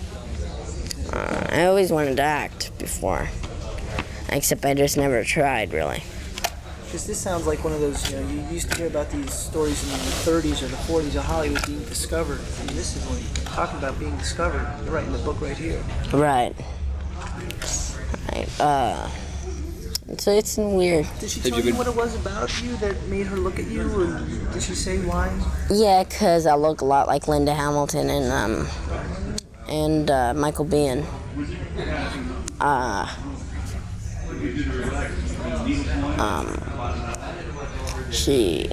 That's pretty much it. Yeah, that was about it. What's life like at home since? Changed. Tiring. I get tired when I get to home. By the time I get home, I'm like. Sometimes lately, though, I've been staying up and watching TV because I've been having a little bit more time. You said you live in not the best neighborhood. Are you going to be able to change that situation? Yeah, I'm going to try to change that. Where Nancy works, there's been the shootings, and this woman got killed and pushed into a gutter. What part of Pasadena do you live in? I don't live in Pasadena anymore. I live in Highland Park. Nancy works in Hollywood, like a really dirty part of Hollywood. It's just dangerous out there. I got jumped a while ago. Did they with my friend. steal something from you? No. Well, it was They sort of just my tried to beat fault. you up? Yeah, it was sort of my fault because I got an orange thrown at my head and kind of hurt, and then I knew it was a gang, so I just kept walking. My friend George said, "Hey man, you getting hit hard." Kept getting oranges thrown at me, so I said, "Quit throwing those fucking oranges!" And then I turn around. There's two big gang people walking right behind us, and then George's getting all scared. I go, "Come on!" And he wanted to run. And then I said, "No, don't run. Just walk. Just walk calmly, please." My best friend. And we're walking down there. So then they catch up with us, and he's like saying, the kid says, "Hey man," he says, "You told me to fuck off?" And I go, "Well, I didn't mean it, man. I'm just playing around." and then he's going, he goes, "Come on." And he starts putting his fist in my face. And I saw that he had a knife in his pocket and everything. So then I go, "Hey, it's Friday. Come on, please leave me alone." So then one of the kids hits George. He falls down. And I try to get George. The kid gets me, and the black kid socks me. I wanted to fall down. Then I finally fell down, and we were walking home. People were like saying, "Hey, you want to go get those people? Let's go get them." And I was like, "Nah, it's all right, because I can't do that." But that helps me with John, because John's street, and I can act like a street kid.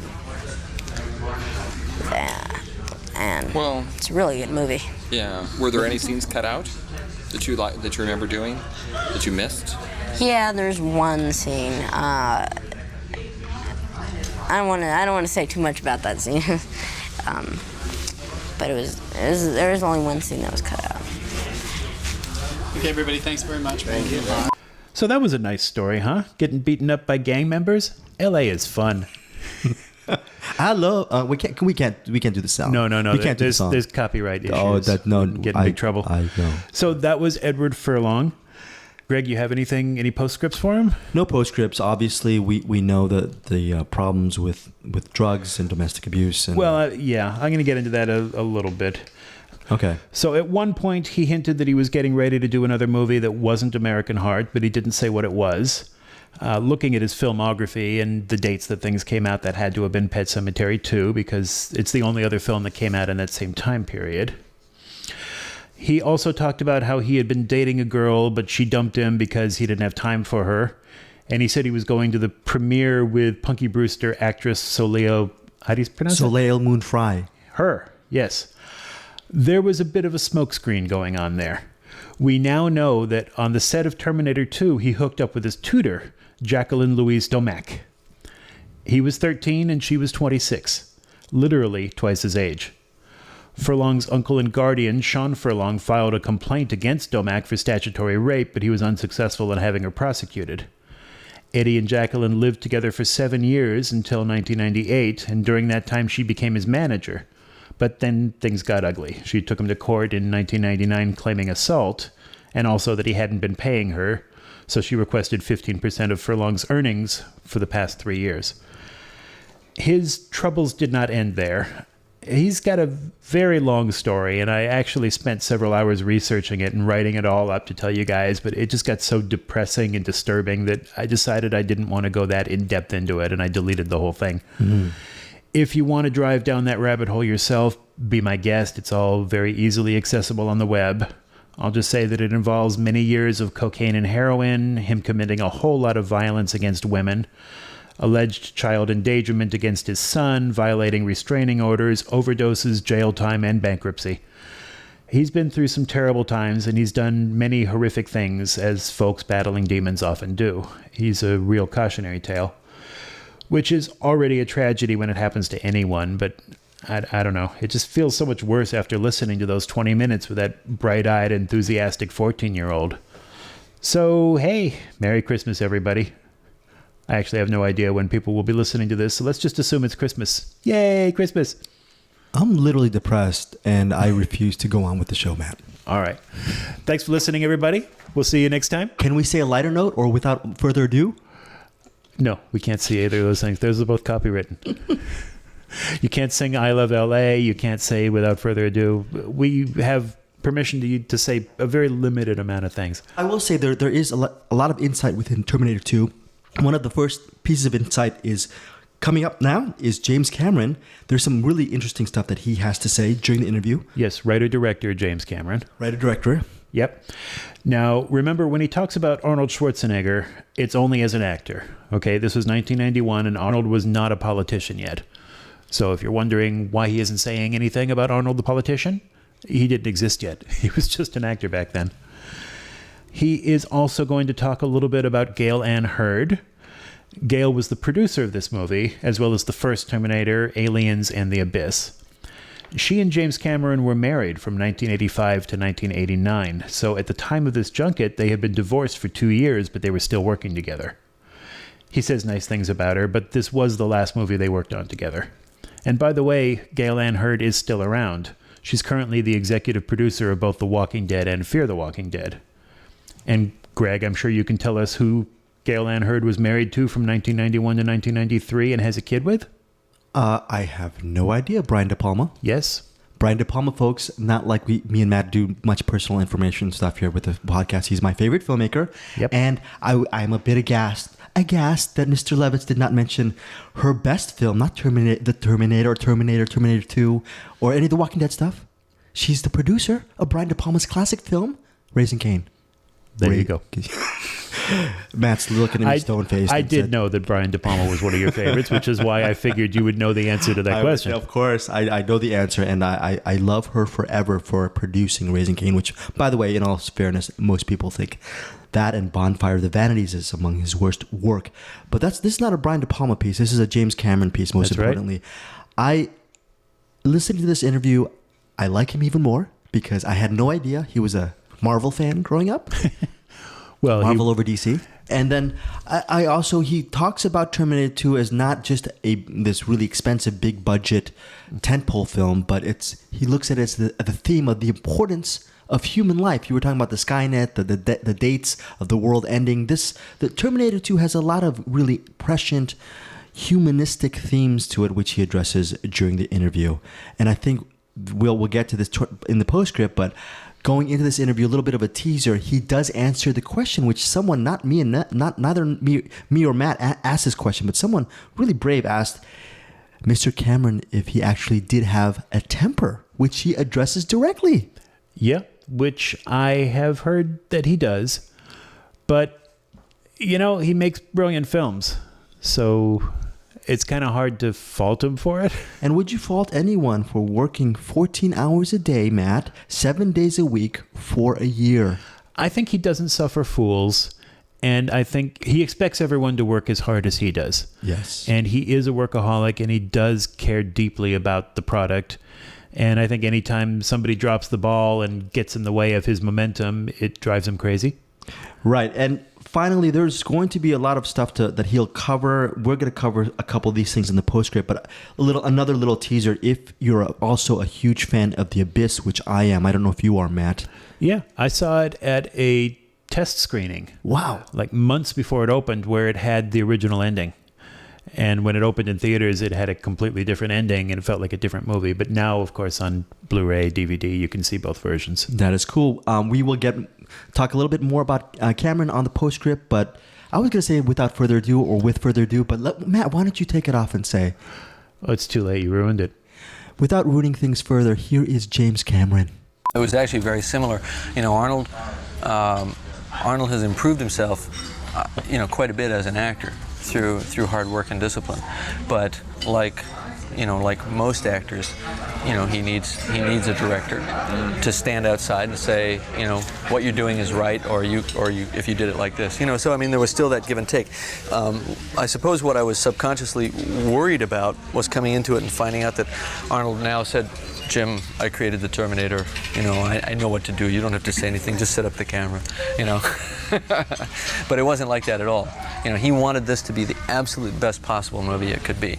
And he walked right in and became the character. He snapped into it amazingly well after a 7-year or 6-year lag, whatever it was. But did you write it with the idea of him being an actor now? Well, obviously, it's a lot more challenging a part than the first. You know, the first film, I think he had 6 lines. In this film, he rattles off pages of dialogue. You know, and so obviously, I had more confidence in him as an actor, and obviously there are more subtleties to the character. You know, he starts off being exactly what you expect, but he evolves as the film goes on. And the thing is, it's a lot trickier than you think, because the problem is Arnold is more associated with the broad stuff than he is with a really tight, rigidly controlled performance. And he had to, the second he went over to that line and became Arnold rather than the Terminator, you know, we had to pull back. And we didn't have to do that very often. He knew the line. He knew where the boundary of the character was. And the second that the Terminator was starting to just become Arnold, you know what I mean, that was problematic, and he would stop himself short. And I think that, you know, he really deserves a lot of credit for that. You're one of the amazing things, of course, about the movie is it seems to be an incredibly smart career move. For Schwarzenegger, who's known as the guy who gets up there and kills people, right, to become a kinder, gentler kind of guy from the 90s. And most people will see this movie and think, boy, isn't Arnold smart? That was backed in from him, kind of, yeah. And that he probably said to Jim Cameron, you know, I want to do this, and Maria wants me to be a nicer person or something. And he said, no, that you had this idea was your script. Yeah, it's Can you absolutely talk about true. that? It's interesting. It did, I'm sure, serve his needs from a career standpoint, and that's good. And I think he threw himself into it wholeheartedly. He didn't have one change he wanted to make in the script. I gave him the script. I said, here it is. He read it on the plane to Cannes, and I think he was a little bit shocked when he read it. But he never asked me to change a thing, and never questioned it. Just threw himself into it wholeheartedly. And before see, the story had been around for a long time. You know, when we did the first film, right afterwards, Arnold wanted to make another one right away. Come on, Jim, tomorrow morning we start. You know, and it didn't quite work out for a long time. But the story was around pretty much right away. You know, actually, we were going to do a good Arnold and a bad Arnold kind of approach, which got shifted to, you know, a reprogrammed kind of hero protector Terminator, and another one which was an even more powerful, more advanced model, which is the film that you saw. At what point, I know when most people first saw the trailer and they saw the T-1000 Terminator, everyone was going, it's the water tentacle thing from the abyss. It's the same effect. Jim Cameron, he's going back on that. Yeah. But now people are seeing the film, and it's nothing. It's a similar effect, it leaps but it's off. breathtaking. It leaps off from the. You know, I mean, part of what you do is you build. You build on the tools, you know, on the colors that you put in your palette on one movie. You want to paint more with on the next one, you know. And there's nothing wrong with that. I mean, Arnold has always very carefully constructed his career architecturally. You know, learning from one movie, taking it into the next film, and applying it. And you know, I just did the same thing with the effects. But the curious thing here is that the Abyss was really the testing ground for that visual idea. Because I'd always wanted to do something like that, and this is something that you'll just have to take my word for. But the treatment for Terminator 1 before I wrote the script was about a liquid metal robot from the future that disguised itself as like sidewalks and Coke machines and things like that, and then emerged in human form, replaced people and all that. And I actually abandoned that idea for 2 reasons. One, I had no idea how to do it. And the other one, John Carpenter made The Thing, which was a shape changer story, and I dropped that concept. It was before The Thing came out, and I didn't really know what he was doing, but I thought it might have been similar, so I dropped that idea. It's kind of like Plastic Man. Did you ever want to do Plastic Man? Yeah, it was never. Was that a DC comic?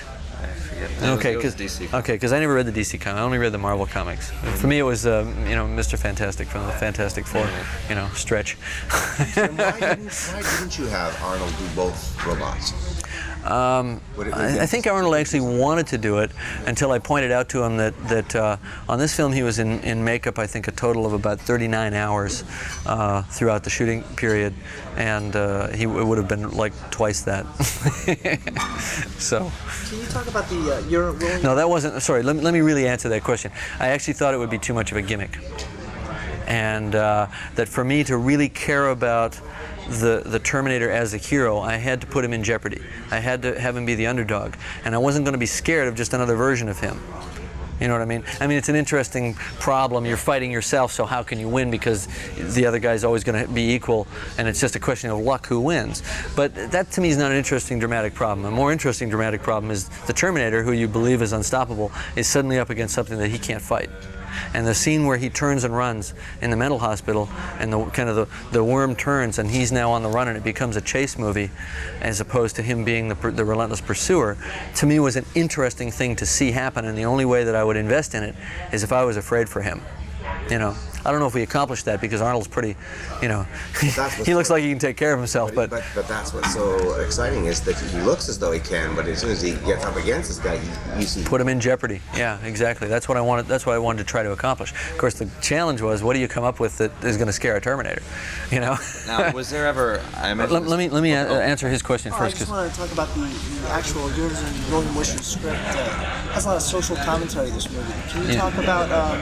When you went in to write it, what were you thinking, and how do you think it came across? Well, Bill Wisher worked with me on the first picture, and he actually has a kind of additional dialogue credit. But he did a little writing in some of the scenes, and I didn't use a lot of it. But there was always he was very familiar with the characters and with a lot of the ideas, so he was the natural writer for me to work with. And no, I think the story just evolved naturally from my conversations with him. This is what we want it to be about. I talked to Linda about what she wanted out of it before I wrote the script, because you know I wanted her vote of confidence before I wrote it. I didn't want to do something totally off the wall, and I said, I want to make you severe, and she said, I want you to make me crazy. I said, I can do that. Watch this. So she kind of threw down the challenge, you know. And Arnold and I never really talked before I did the script, because we had that conversation much earlier about the idea of the good Terminator, and he just assumed that's what I was doing, and he never got involved in that process at all until he read the finished script. But dealing with human nature and Armageddon. Yeah, but that's stuff that I'm always working with. I mean, if you look at Terminator, Aliens, The Abyss, those themes are always in there. You know, kind of. You know, the conflict between good and evil within the same person, or within, you know, kind of human nature. The fact that we're great and that we're also despicable at the same time, and how you reconcile those things. The fact that technology can be great, it can also destroy you. You know, it's always kind of all about ambivalences and trying to find a balance. But the biggest criticism, of course, will be the idea of doing a pacifist movie with all this violence. Yeah, exactly. I know that. To me, that's the fun. Yeah, that's the great for me, the great challenge and the great irony of the film is that you can make. But it's a pacifist statement on a kind of a global scale. It's really about nuclear war. This is an absolute. You're dealing with an absolute. You know, when you're dealing with an absolute, you know, the shades of gray kind of go away. But the fact, you know, what I'm trying to say is, like, it's full circle. It's like, if on the one hand you can say, all right, well, when you're dealing with nuclear war, if you start to buy into the idea that, you know, like George Scott's character in Dr. Strangelove says, I'm not saying we wouldn't get our hair mussed, you know. I mean, the second that one life becomes acceptable as an acceptable loss, then you've kind of lost on a moral level somehow. To me, that's what bothered me so much about the war in Iraq. You know, it's like, just go bomb the shit out of them. And, you know, it's all right if they're military targets, because those, you know, what, they don't have families. You know, I mean, it's quite aside from the kind of geopolitical issues. For me, it's about trying to re-emphasize the value of human life. And the thing is that this is probably the most powerful arena to do it, because if you make a kind of a you know, what I call a David Putnam movie, you know what I mean? Then that's for kind of an elite audience in a way. I wanted to do a populist movie that dealt with these issues and made people think about it. Do you think the populace who comes to this kind of thing, I mean, everyone, they may. You think they will? They think about it probably more than the critics give them credit for. You know, they're not stupid. They're not stupid. They make associations. You know, you talk to a focus group after you know, you make a film and you screen it, and you have a little focus group afterwards, and you learn a lot about what's on people's minds. Your vision of the women in these science fiction movies is very strong. I mean, your Sigourney and Mary Elizabeth, Linda, these are very strong women. Yeah. Does that come from your own life? I mean, are you used to, I don't know. I get asked that a lot, you know. She was very strong-willed, you know, but she wasn't some kind of Irish firebrand or something, you know. I think it's a question of wanting to create ideal characters, whether they're male or female. Working with Gail. Pardon? Working with Gail. Yeah, you know, I mean, Gail is inspirational in that way, you know, quite frankly. But on the other hand, maybe my pre-selection, you know, was that I wanted to work with her because I admire that first, you know, as opposed to, you know, I started to work with Gail and then she made me do all those characters, you know, because that's not, you know, it wasn't that way at all. There was no problems working with her as your producer? Not as long as she did exactly what I told her. No, it was an absolutely perfect creative relationship. You know, as a director-producer, she would have. You know, I'm talking in general now. She was less involved in this picture, although she was involved in kind of early pre-production and in post-production because she was doing a couple other movies at the same time.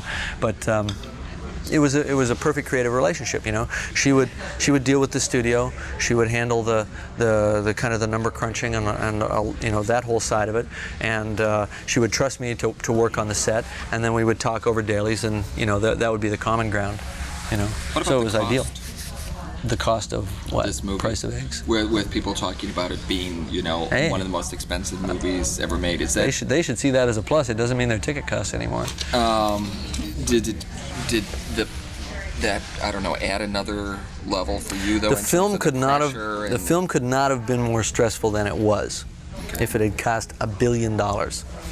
You know, it was a highly stressful, very, very high stakes production from a standpoint of the schedule, the effects, all that. It didn't have to do with the cost. It had to do with getting it done on time without sacrificing the quality, you know. And the fact that I'm kind of a perfectionist about the way things look and all that just put the pressure back on me. If I wanted to be able to get the image on the screen with the quality that was important to me, I had to work that much harder. So it became 14-hour days, 7-day weeks for a year, you know. Arnold said you could work 24 hours a day. Yeah. Did you ever feel you were going to burn yourself out in the middle of all this? Yeah, probably a couple times. But you know, you have a built-in kind of meter that says, you know, burnout imminent, you know, back off a little. And what do you do then? Can you take? I drop back to 13 hours a day. I see. Do you have a temper? Do I have a temper?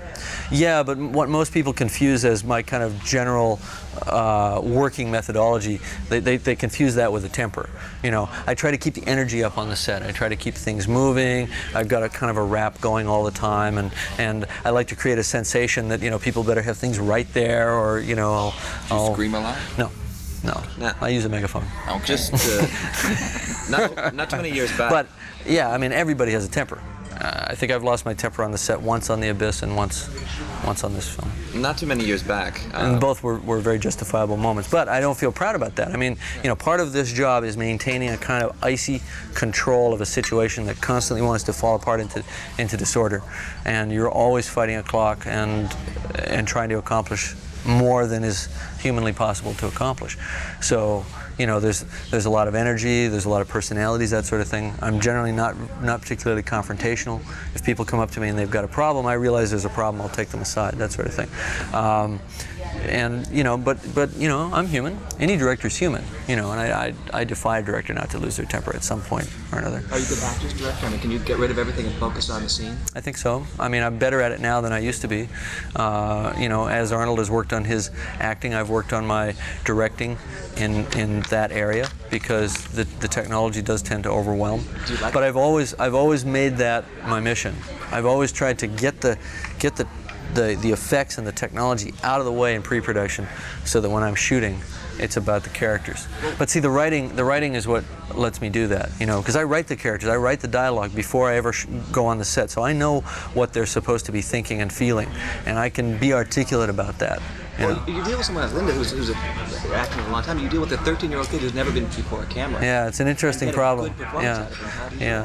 Well, Eddie, you know, Eddie needed a lot of coaxing, but he wasn't a hothouse orchid. He didn't have to be sheltered from the situation or from the pressure or anything. He was fine. He walked right into it and started doing it. He needed a lot of guidance as to how to say a line and how to work the scene. But as the film progressed, he just got better and better and better, and he really flowered in the last half of the shooting. He said, "Oh yeah, I know what you mean. I can do that." And then he'd do it. It was kind of you know, a big jigsaw puzzle, like it always is. I couldn't, you know, one of the first scenes that we did was the scene with him talking under the truck with the Terminator, which is one of his best performance moments in the film. So, you know, I mean, there was some stuff that we got out of the way in rehearsal that he learned enough from. Was there any controversy over including the horrific nightmare sequence when we see the nuclear war, you know, Sarah's nightmare? No. I mean, it's a very...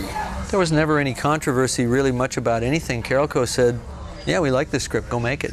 You know, they did encourage me to try to cut it down, and in fact I did. I cut 10 pages out of the beginning of the film, 10 pages out of the middle, and threw out one major effect sequence that probably would have cost a couple $1 million. So, you know, there was basically what happened was the script just kind of exploded. It was this huge document, you know, and then we started getting into it, saying, what can we actually do, you know, and you know, we kind of whittled away at it and got it down to what we thought was a manageable level, given that we had 12 months. That was the given. It was like, we want to tell this story with these actors, and we have 12 months to do it and get it in theaters with the highest possible quality. So, you know, and then what I did was I just ran it right up to the red line of what I thought we could get away with in that period of time. And that's pretty much what we did. You really seem to tackle, I mean, the big films, and even Terminator, it seems, was a very logistically complex film. Huge for its budget and where I was at that point. Yeah. What was the budget on the Terminator? And the first film was 6.5, I think. Okay. They're all science fiction films, and I know that at a certain point, directors like Spielberg and Ridley Scott were getting a certain degree of criticism. All you do is science fiction films. You're very adolescent. Yeah. Do you feel that kind of pressure, or do you like what you're doing? Is there something more different that you want to do? Yeah, I mean, I want to do a film. The next film that I'm going to do has no special effects in it whatsoever. Is it science fiction? No, it's a drama. And, you know, I feel perfectly confident doing the film. It'll be a question possibly of educating the audience that it can still be a good movie. You know what I mean? Because people are expecting a James Cameron film. Yeah, I suppose so. And maybe I've trapped myself a little bit, but the only way people trap themselves, and they only stay in those traps if they don't fight their way out. You know, if I want to do other kinds of films, I just have to do them. It's that simple. Yeah. You For know? all your fans, what happened to The Abyss?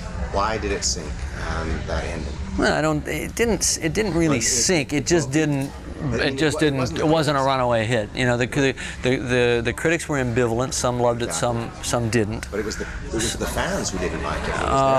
Well, $60 million worth of them showed up. You know, so it wasn't a wipeout. The studio's in profit on the movie, but I mean, I'm sure they all would have wished that it was a $100 million film. But the thing we hear most often is that people were really disappointed in the ending. Was that the ending? Yeah, but you see, I think what happened was, you know, I was making a movie, a certain film, and people were always comparing it to a hypothetical film, the hypothetical action thriller underwater.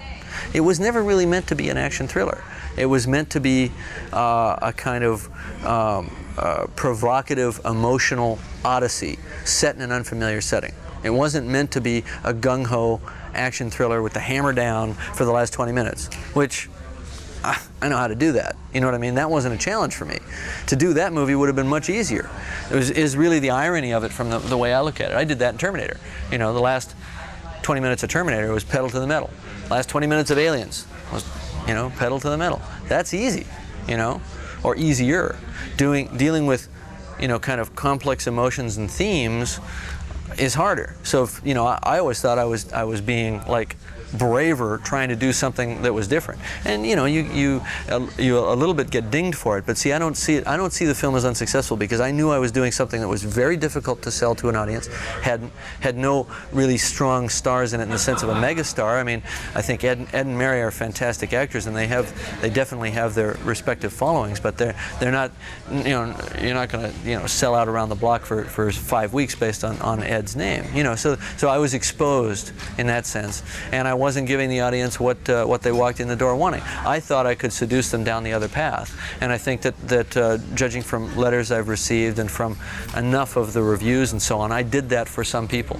So that's all I ask out of it, really. And the film's in profit. So to me, that's that's a successful give and take. It's just not a runaway hit. And conventional wisdom is every movie's got to be a big hit. But I don't believe that. To me, I'm satisfied. The studio probably wanted more out of it. I got exactly what I wanted. I got to tell the story I wanted to tell. I got the movie into profit, and I didn't have to compromise. Was Michael Biehn going to be in this as a cameo? I'd heard. Yes, he was. We did shoot a scene with him, a one-day scene. It was meant to be. It was in the trailer. Yeah, I know, which is something that it was actually in an early cut of the film, but the trailer people just didn't coordinate with me because it was already. It actually never went into the cut of the film. We cut the scene, but when we were assembling the film, I just had an instinct that it was, that it was the wrong place. See, there were two dream sequences. There was one earlier in the film and one later, and I felt that the earlier one was robbing from the impact of the second one, and the second one was the more important. And Michael was tied to the first one. Does it bother you that people focus so much on the budgets of your films? It's like James Cameron. It's a James Cameron. How much does it cost? Yeah, he spends lots of money. It's okay. People want to see something up on the screen. They want to see an epic. I think back of the films that I loved when I was a kid. Whether it was The Wizard of Oz or Dr. Zhivago or 2001: A Space Odyssey or Spartacus. Any one of those films, to make any one of those movies now would be $60 million plus. Spartacus, you couldn't make Spartacus now. You couldn't make Ben-Hur now. Somebody's got to go make those movies. Somebody's got to create those memories for 10 years from now. They can't all be Home Alone. You know what I mean? Home Alone is going to be, forgotten 20 years from now. It'll be a momentary hiccup because it doesn't have that kind of staying power. This is my prediction. Maybe I'm just jealous. They went out and made so much goddamn money for this, little movie. No. Do you have a name for your drama? Yeah, the script is currently titled The Crowded Room. It's based on a book called The Minds of Billy Milligan by Daniel Keyes. And do you have any actors for it? No, we're not cast. We're still writing. Daniel Keyes, Flowers for Algernon. Yeah, exactly. Yeah, it's a true story. It's a very well-researched book about a multiple personality. Yeah.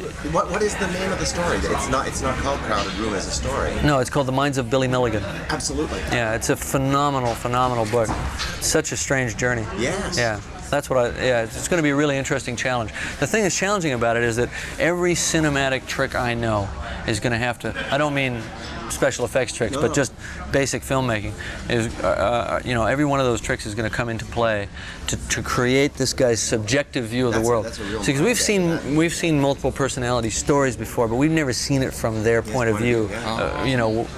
What it's like for them, and that's the challenge of it. What it's like for them as themselves. Which one? Yeah, you see it through both sides. Yeah, right. Holy mackerel. The heavyweights. They brought the heavyweights. Point Break. Pardon? I was very involved in pre-production. I worked on the script extensively with Catherine, and I was involved. I saw every foot of dailies. I gave her what input she needed, which was very little. On what to do with it, and helped her a little bit with the actors. But once they got off and running, man, she was a bulldozer. Yeah. Okay. I can't take credit for that movie. It's a great movie all on its own. Yeah, I saw it. Yeah. Did you like it? Okay, so that was James Cameron. He said in the interview that all of his films share the same theme of the conflict between good and evil within the same person and how you reconcile that. And that technology can be great, but it can also destroy you. It's interesting when you consider that since Terminator 2, he's only directed 3 more movies, True Lies, Titanic, and Avatar, and that theme does continue to apply to all 3 of those. He also said that his next movie was going to be a small film with no visual effects. It was called The Crowded Room, based off of the Daniel Keyes book, The Minds of Billy Milligan. This movie never happened, but it almost did. He had a budget of $11 million, and he had even cast John Cusack in the lead. But then there was a whole series of lawsuits that capsized the project. I won't go into the whole story. It's kind of long, but I can point you to where you can read all about it. Wow, okay. If you go to jamescamerononline.com, click on Special Features, then click on A Crowded Room, The Abandoned Project. This site goes into great detail about this discarded film, and it even provides selections from the screenplay. So there's a lot to read. Go check it out, and I'll try to remember to post a direct link to the article from our Facebook page. And just very quickly, Matt, Daniel Keyes' little postscript, he is also the author of Flowers for Algernon, listeners. So that's just a little cap to that, and that's it. Thank you for that. Yes. So James Cameron also talked about a deleted scene. It's sort of a running theme, I guess, through these interviews. He talked about a dream sequence with Michael Biehn, who had played Kyle Reese in the first Terminator. As most of the fans know, of course, that scene can be found in the extended edition of the movie. He also said that Home Alone will be forgotten in 20 years. It's been 27 years, and I still remember it. Greg, do you still remember Home Alone? One of the first things is another personal thing. My niece is 2 years old, and one of the first commands I taught her was Macaulay Culkin, and she puts both her hands to the side of her face. So yes, I remembered it. So you've been teaching her tricks. Sorry. Can she sit? Can she play dead? I'm a bad uncle. Okay, Dad. I'm a bad uncle. Let's go move on. But yes, he was wrong. Cameron was wrong regarding Home Alone. Yep. So, okay. So next up, we've got an interview with the actress who perfectly embodies Sarah Connor. Of course, I'm talking about Catherine O'Hara, best known for Beetlejuice and Home Alone. I mean, O'Hara was wait a second. That was a previous episode. That's not Catherine O'Hara. She didn't get the role? No, she didn't get the role. There's someone else. I think you're... I think you're thinking of someone else. Do you know what her name is? Come on. Sorry about that. Okay. You know what? We'll delete that. Okay. Okay. Okay. Take two. Take two. Jeez. All right. So the only woman who could possibly portray the iconic Sarah Connor, of course, is Lena Headey. Cersei Lannister herself. She brought a grit and a determination. Matt, this is you're doing the Skynet thing where you jump forward and backwards. This is a forward thing. That was her. Did she not? Lena, she did. But this is our TV podcast that we would have done. But it's a whole different one. So there's actually two women who could portray the iconic Sarah Connor. I suppose so, but maybe you could get something right for once. Yeah. All right. Okay. One more try. All right. Try one. Last one. I got it now. You got it. Okay. Originating the role of Connor Murphy in Broadway's Dear Evan Hansen, it's Michael Feist. Now, originally from Newsies. Again, you're giving me some names that I don't even recognize on the paper or the page. You know what? Never mind. I give up. You just do it. Okay. Here is... I'm under pressure because Matt is throwing something to me right now that I have no idea. Here is... this is a very famous actress. And she's very good. Folks, listen to me. I think Matt's trying to suggest that I don't do any work on the show at all, but I don't. I'm sorry? Do I need to suggest that? I think it's fairly evident. I'm sorry. I quit, folks. This is the end. Her name is Linda Hamilton. She's very popular. I have actually interviewed her for Dante's Peak years ago. I don't remember interviewing her for Terminator 2. I'd like to say it was the Terminator that actually brought her to our graces, the actual movie going folk. The original Terminator. The original Terminator, right? Do you think that was her big break? I think so, yeah, because Beauty and the Beast came later, right? The TV show. Right. Which, listeners, once you listen to this interview, you can really glean her absolute passion for Beauty and the Beast. If you love Beauty and the Beast, you're going to be bolstered by her love for the show. Sure. That was my attempt at sarcasm. But she has her honest opinions on why the show came full circle in the interview. And I had no idea she was training for a lot. She trained a lot for this movie, Matt. You really had no idea? You can't look at her in this film and just know how much work she put in? I mean, her body is chiseled. 6 days a week, 2 to 3 hours a day. Well, at different intervals. Not to spoil anything. She is going to talk about all of that. She's going to talk a little bit about that. We do have to give you, of course, a language warning. There's a little bit of swearing. Mm-hmm. So if you've got kids around, maybe hold their ears really, really tightly. I don't know. Is that safe? I think you the way you did it with me as being a child, I was fine with it. If you're driving, maybe don't grab their ears with both hands because you need your hands on the steering wheel. But just be ready with the mute button because there's some swearing. Well, here is Catherine O'Hara, Lena Headey, and Michael Feist, and most importantly, Linda Hamilton. All four of them. She's schizophrenic. There's 4 personalities. Yes, Cameron should direct that movie. And here we go with Linda Hamilton. And you're pumping guns, and it's about time, huh? Yeah. How much input did you have into creating that character, into making her as tough as she is?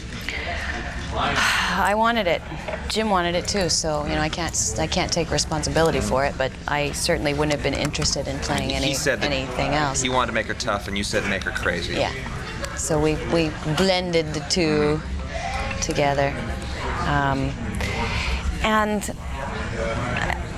I haven't just played victims either. You know, they always have like struck back. I mean, Catherine was also very strong, and the protection came from when she was with the beast. You know, just one dimension of her personality.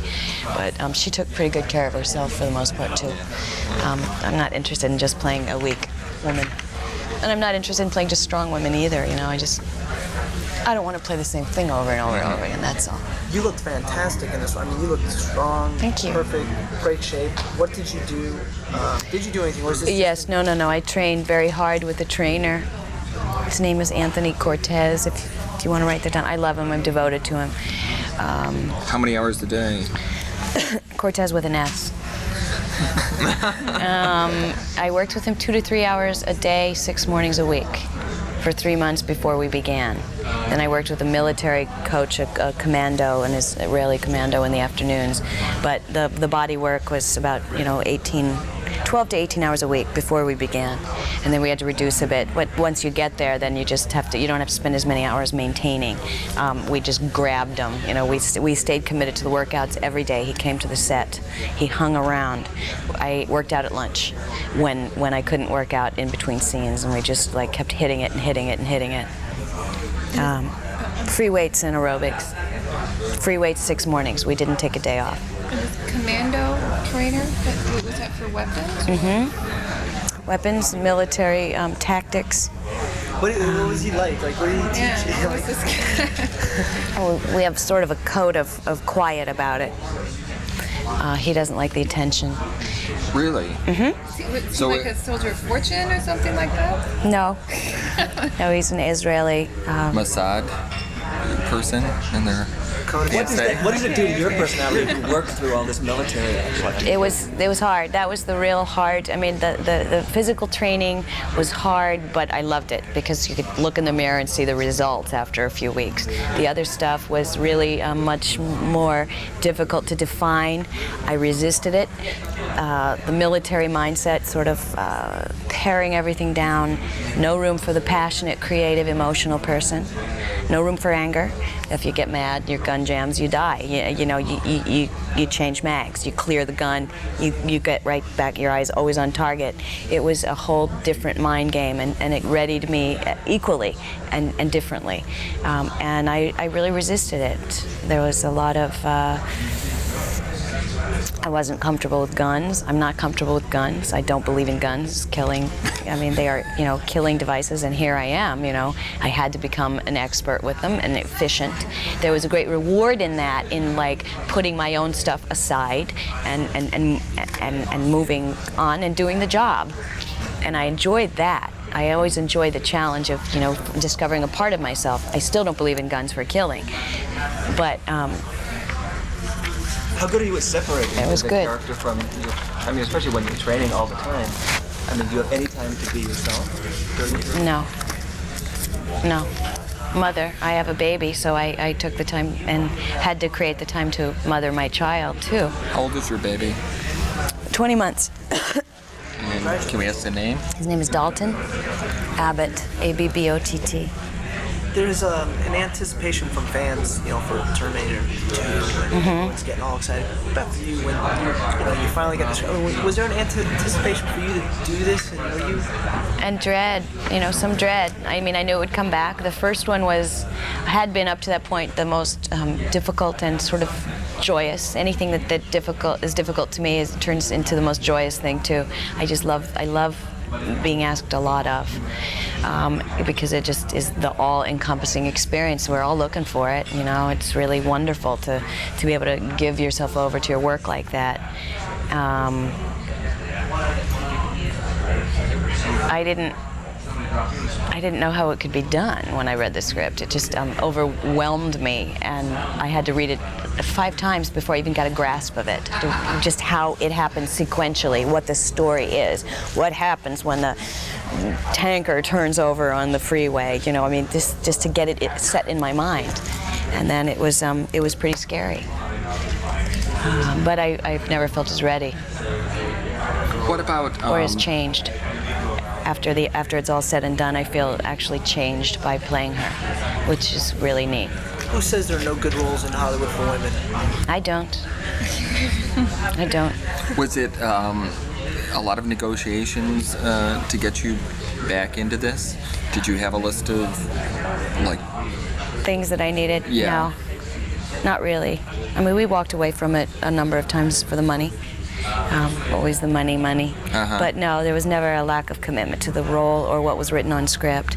I worked with Jim real well in terms of the few things that didn't jive, were eliminated, or we reworked some of the things, rewrote some of it together.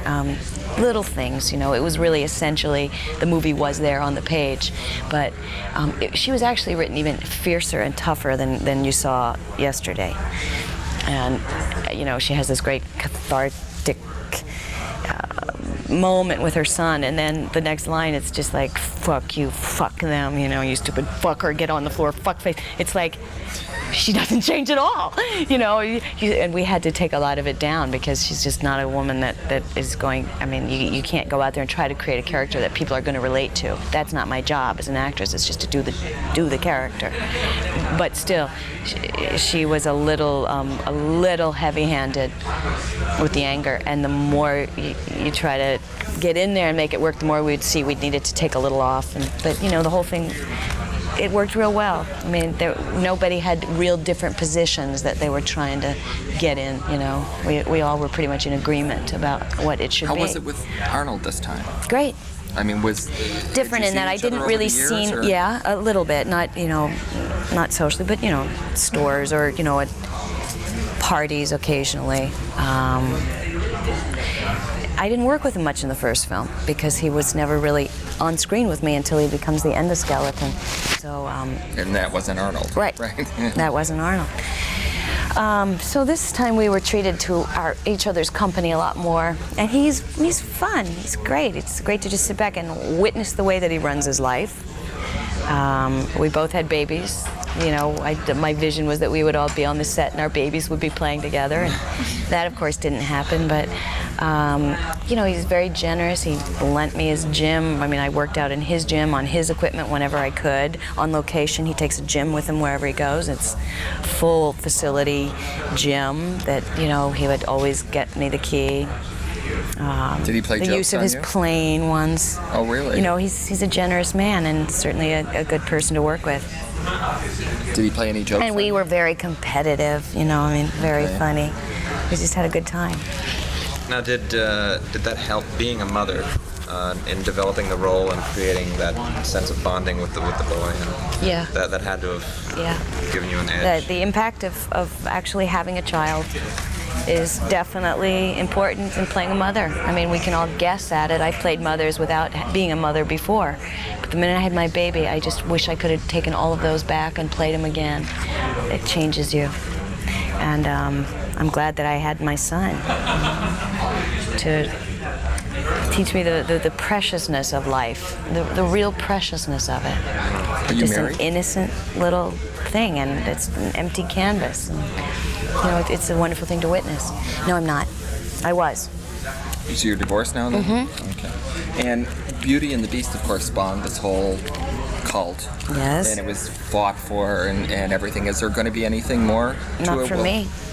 You've said goodbye. Yes. Nobody's approached me, but that it's long dead for me. I have no interest in going backwards. Well, now you're going to be huge this summer with this kind of role. What do you mean huge? This is you. Very well known for being strong and violent. I know, it's like fat. Huge. Yeah. Now you're going to be Miss Violence again, sort of like that. You're going to be like the new... Not Miss Violence. I don't believe in violence for the sake of violence, and I would hope that nobody sees me that way after this film, because it's a message film against violence and against death, and that is what I'm standing up for, not the violence. We use the violence, I hope successfully, to show that we have to respect human life, and that means something to me. Well, certainly does. So, anybody who wants to get me out there shooting up bad guys for the rest of my life has a lot to learn, because that's not what I did in this movie. Would you want to do a I Western? showed a woman who's destroyed by the specter of nuclear war that she lives in every single day, and it's ravaged her. And that is where our world is going, and that's where the human spirit is going, unless we stop it. And that is what I'm here for. I think the strongest scene in the film is where, in the process of killing the scientist, you suddenly realize that what you're doing is the same thing that the Terminator was doing in the first film. That's right. And it's a little microcosm of what the world is coming to, and the lack of respect for, family and children and life. And it's all there in front of her with the screaming children.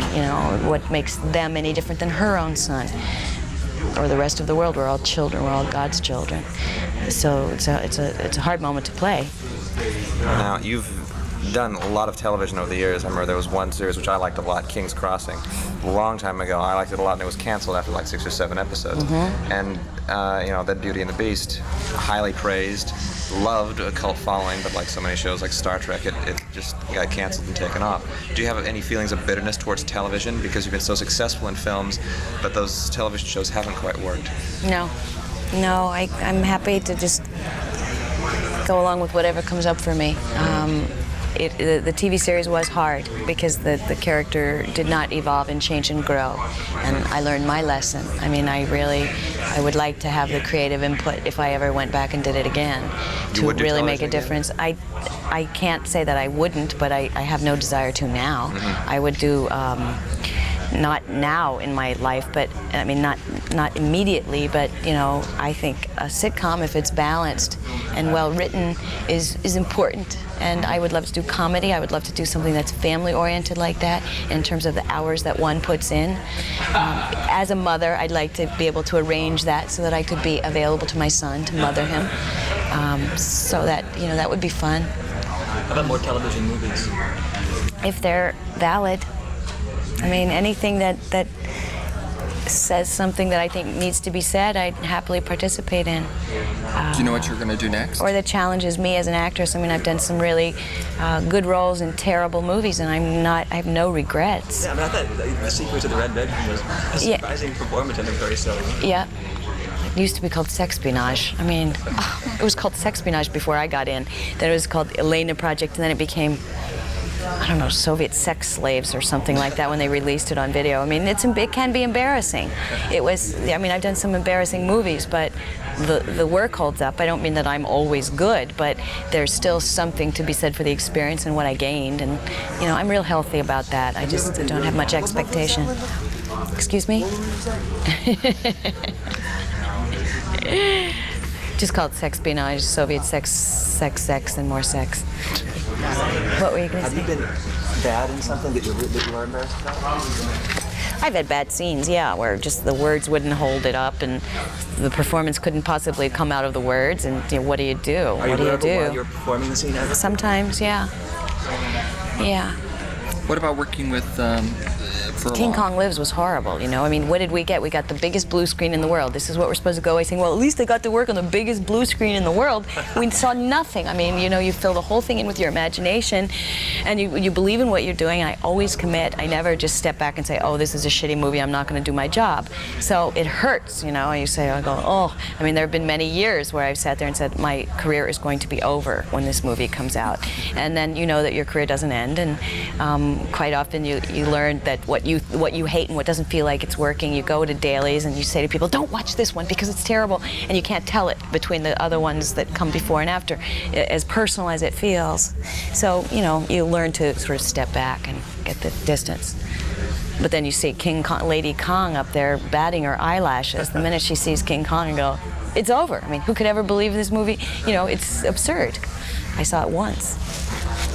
Was it very emotional playing with Edward, and knowing that he's a street kid himself, and he's not No. I think that's some of the paring down that I've done. I'm very maternal and nurturing by nature. I could not indulge that part of myself at all on this film. I'm not playing a maternal mother towards him. I'm playing someone who is trying to whip him into shape all the time and push. I was aware of his situation, but he's certainly got his own brand of savvy and his own lessons to learn, and I can only do my job and be a good example and try to get the best performance from him in the same way. So I didn't take it on. My life was big enough. Do you ever? I talked to Michael Biehn, and he basically said, because Terminator's like on cable, and Right. He says like he catches it every once in a while. He gets caught up in it again. Every time. I mean, is that the same feeling? Yes. I find it very compulsive viewing, but I watched it 3/4 of the way through this film. I hadn't seen it before. Right before we began shooting, I didn't feel that I wanted to. Whatever memories I was creating for her, I wanted left alone and separate from the first movie, because so many years have gone by and there's so much distortion that happens with memory. I didn't want to see the movie and have it be so crystalline and affect this movie. But I did see it 3/4 of the way through, and I didn't like it. It's the first time I didn't like the film. And I think it's because Sarah has changed so much, and she's so much richer, even though she's cold and hopeless, and there's so much more to play as an actress, and so much of me that's matured. And I looked back and went, what a wimp. Look how high listen to my voice, it was so high. I mean, these things that you look back on and go, ugh. I just didn't buy it this time. But I think it's because I was caught up in the enormity of this new job that was just so much more far-reaching. Have you been able to leave Sarah now since you finished this? Little by little. I'm eager to dump her. I am. Are you still doing free weights and aerobics 6 days a week? 5. Okay. Do you know what you're going to do next? No. And how do you feel about that? Are you waiting for the movie, basically? I'm very happy not knowing what I'm going to do next. I have a lot of reading to do that I'm sort of glorying in this, which is good. It's, we just finished and it's just coming out. So we do get to sort of, instead of having to step back for a year while it gets ready, I get to just get carried along. Going around and doing press? I'm a little trepidatious, but it's actually the first movie and the first thing that I can really solidly get behind. My work, the place where I am in my life, and the movie as a whole, I believe in. And so I'm very comfortable now just talking about anything. Is there a new man in your life, can I ask? No, you can't. Okay. I mean, you can, no. Me, though, so, you can ask. But you won't say. You can ask, but I have to keep something for myself. Okay, I've got to steal. Thank you, Linda. Terrific. I can? Keep mine. Can I keep this? Oh, you'll have a whole packet of stuff. Right. Perfect. Thank you very much. Thank you, everybody. Thank you all. Yeah, so we're back with Linda Hamilton. Mr. Levitz, you have some interesting stuff, or what interesting stuff? I just thought it was really interesting to learn how anti-gun she is, because Sarah Connor is almost like the NRA poster girl. Right. So it's pretty fascinating to learn that the actress is not that at all. And I mean, I hope the NRA isn't listening to this show, because I think their heads might explode. Actually, no, I take that back. I hope they are listening to the show, because we want the hit counts. That's what it's all about. That's what it's all about. Not for Everybody the love. should listen to this show. Not for the love of the interviews and the archival or the evergreen material. Not for that. But speaking of evergreen material. Just to get our numbers up. Yeah, just regarding evergreen material, man, I find it interesting. Maybe you detract from this, but an earlier interview that we had with Bronson Pinchot, he's talking about Balky in Perfect Strangers, and now Linda Hamilton talking about her character in Beauty and the Beast. Both of them were so honest about the idea that they felt that all the options regarding their character ran out, and even to this day, I still interview people. These kind of remarks regarding a character, especially in television where people are getting residuals, things are still alive even though they're canceled. These are pretty honest. And like the entire run is on Netflix, so people are still discovering it for the first time. I'm not discrediting Pinchot or Linda Hamilton for. I give them credit for being so honest, but my goodness, I never hear that kind of stuff these days. You need to start paying attention during interviews, Greg. Okay. You should actually listen to what the person says. You might find that you could ask follow-up questions. I have no idea, folks, what he's talking about. We're going. Speaking of following up, we're not going to follow. Are you going to follow up with something regarding Linda before we get to the big kahuna? I am not. Go for it. Here's the big kahuna. Arnold Schwarzenegger. I'm sure you have a lot of things to say about Arnold Schwarzenegger. Well, I do, but you want to talk about his bio a little bit first? I mean, everyone kind of knows. Pumping Iron. Everyone kind of knows Pumping Iron. Governator. He's James Cameron is his biggest ally, I guess, collaborator in these years. Yeah, he did a season of The Apprentice. I understand it was much more popular than the other guy. Right, and then the other guy. I think we actually, if I recall, his ratings were much higher. And that's all about the ratings. There's sarcasm, folks. I just remembered that his run on The Apprentice wasn't so great. So good credit to Matt for leading with The Apprentice. Obviously, if we're going to talk about, there's a litany of just great Arnold Schwarzenegger movies. You know, The Predator, which was top of its class. The first one. The first one. I mean, you know, it proves even years later with new technology and a good cast, a movie like The Predator will not even hold a candle to Predator. I worked in a movie theater while Predator was playing, and I took my breaks in that theater, so I saw it in 20-minute chunks probably 100 times. Wow. And still, you loved it? Random orders. Yeah. Well, I mean, it's kind of like drinking water now. I don't really taste it, but yeah, it's a good movie. You know, The Running Man, all your twins, all these movies. My personal favorites, Total Recall. You know, so that's a good one. The great thing about Arnold and Cameron is even to this day they are working together. So I don't know. I'm going to add that on a postscript for Mr. Schwarzenegger. Okay, well, hold that thought. I wanted to talk quite a bit actually about Robin Hood. Really? Very cool. But there's a reason. Okay. There's a moment in the interview coming up where somebody says that there's a backlash against Kevin Costner, and Arnold says, but his movie just opened up at $25 million. What they're talking about is Robin Hood, Prince of Thieves, which had just opened in theaters 10 days before this junket took place. And then they're going to talk a little bit about Kevin Costner re-editing Robin Hood. So I wanted to explain what that's all about so that when we get to that part of the interview, you'll understand what they're saying. What had happened was they had test screenings for that movie, which is a Hollywood thing where they show an early cut of a film to a recruited audience, and then they make changes based on the audience reactions. With Robin Hood, the audiences loved it. The test scores were through the roof, like the highest in Warner Brothers history. But when the audience was asked on a questionnaire who their favorite character was, the answer was overwhelmingly the Sheriff of Nottingham, played by Alan Rickman. And that made Kevin Costner furious. So furious, in fact, that he took control of the film away from director Kevin Reynolds. He removed a bunch of Alan Rickman's scenes, and he added more scenes of him.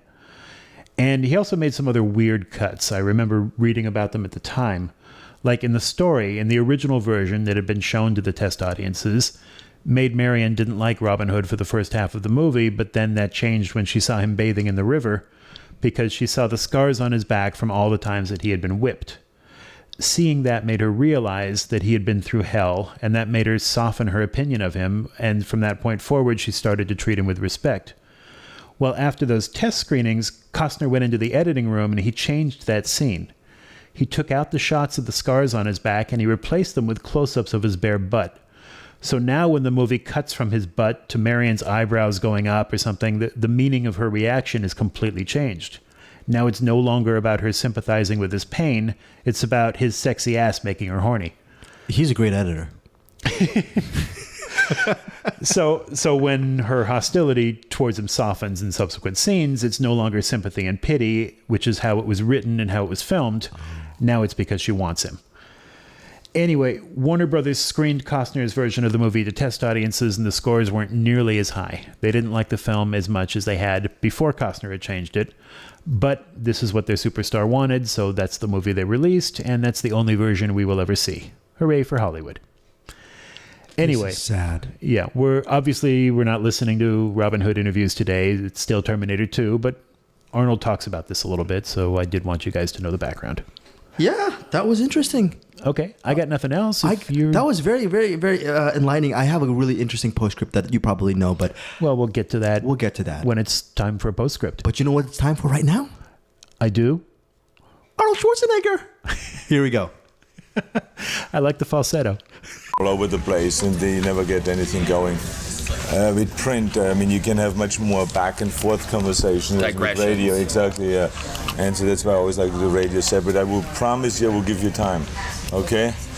Now, this is a kinder, gentler Terminator this round, is one way you could look at it. The Terminator learns that there's more than not killing. Was this your idea for the character? No. I would say that 100% of what you saw in a movie, as far as I'm concerned, was Jim Cameron, his writing, and his co-writer.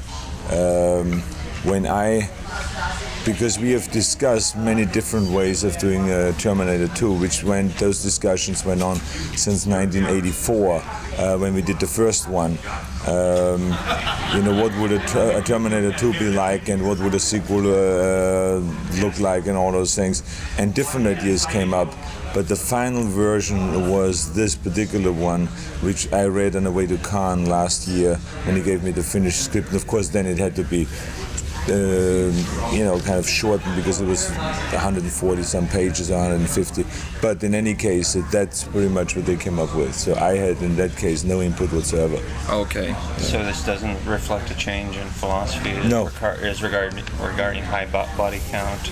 No, not on my part. No. I think that it happened to be that I was extremely happy when I read the script that Jim made that twist, and altered, and simply did it because he felt, which I realized when I read it, that it was a much better idea this way, because he felt we should, do something different. We shouldn't just make a sequel by having the guy just continue on with that same behavior and just shoot up a few more guys, or although that's not what the first one was about. It was a very intelligently written script, but he didn't want to do the same thing, so he definitely wanted to do something different. So I think that was great, and also I think for me it was refreshing, and it was good, but I'm by no means going away from the action genre. That is just a coincidence that Terminator is turning to become more human.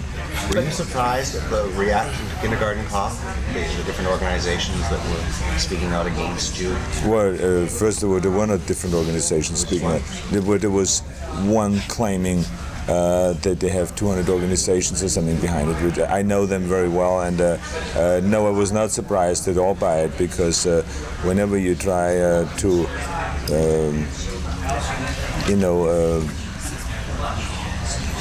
be in the media with your organization, that's the best time to do it, is when someone comes out with a movie that has high recognition, and then you hook on to that kind of a popularity.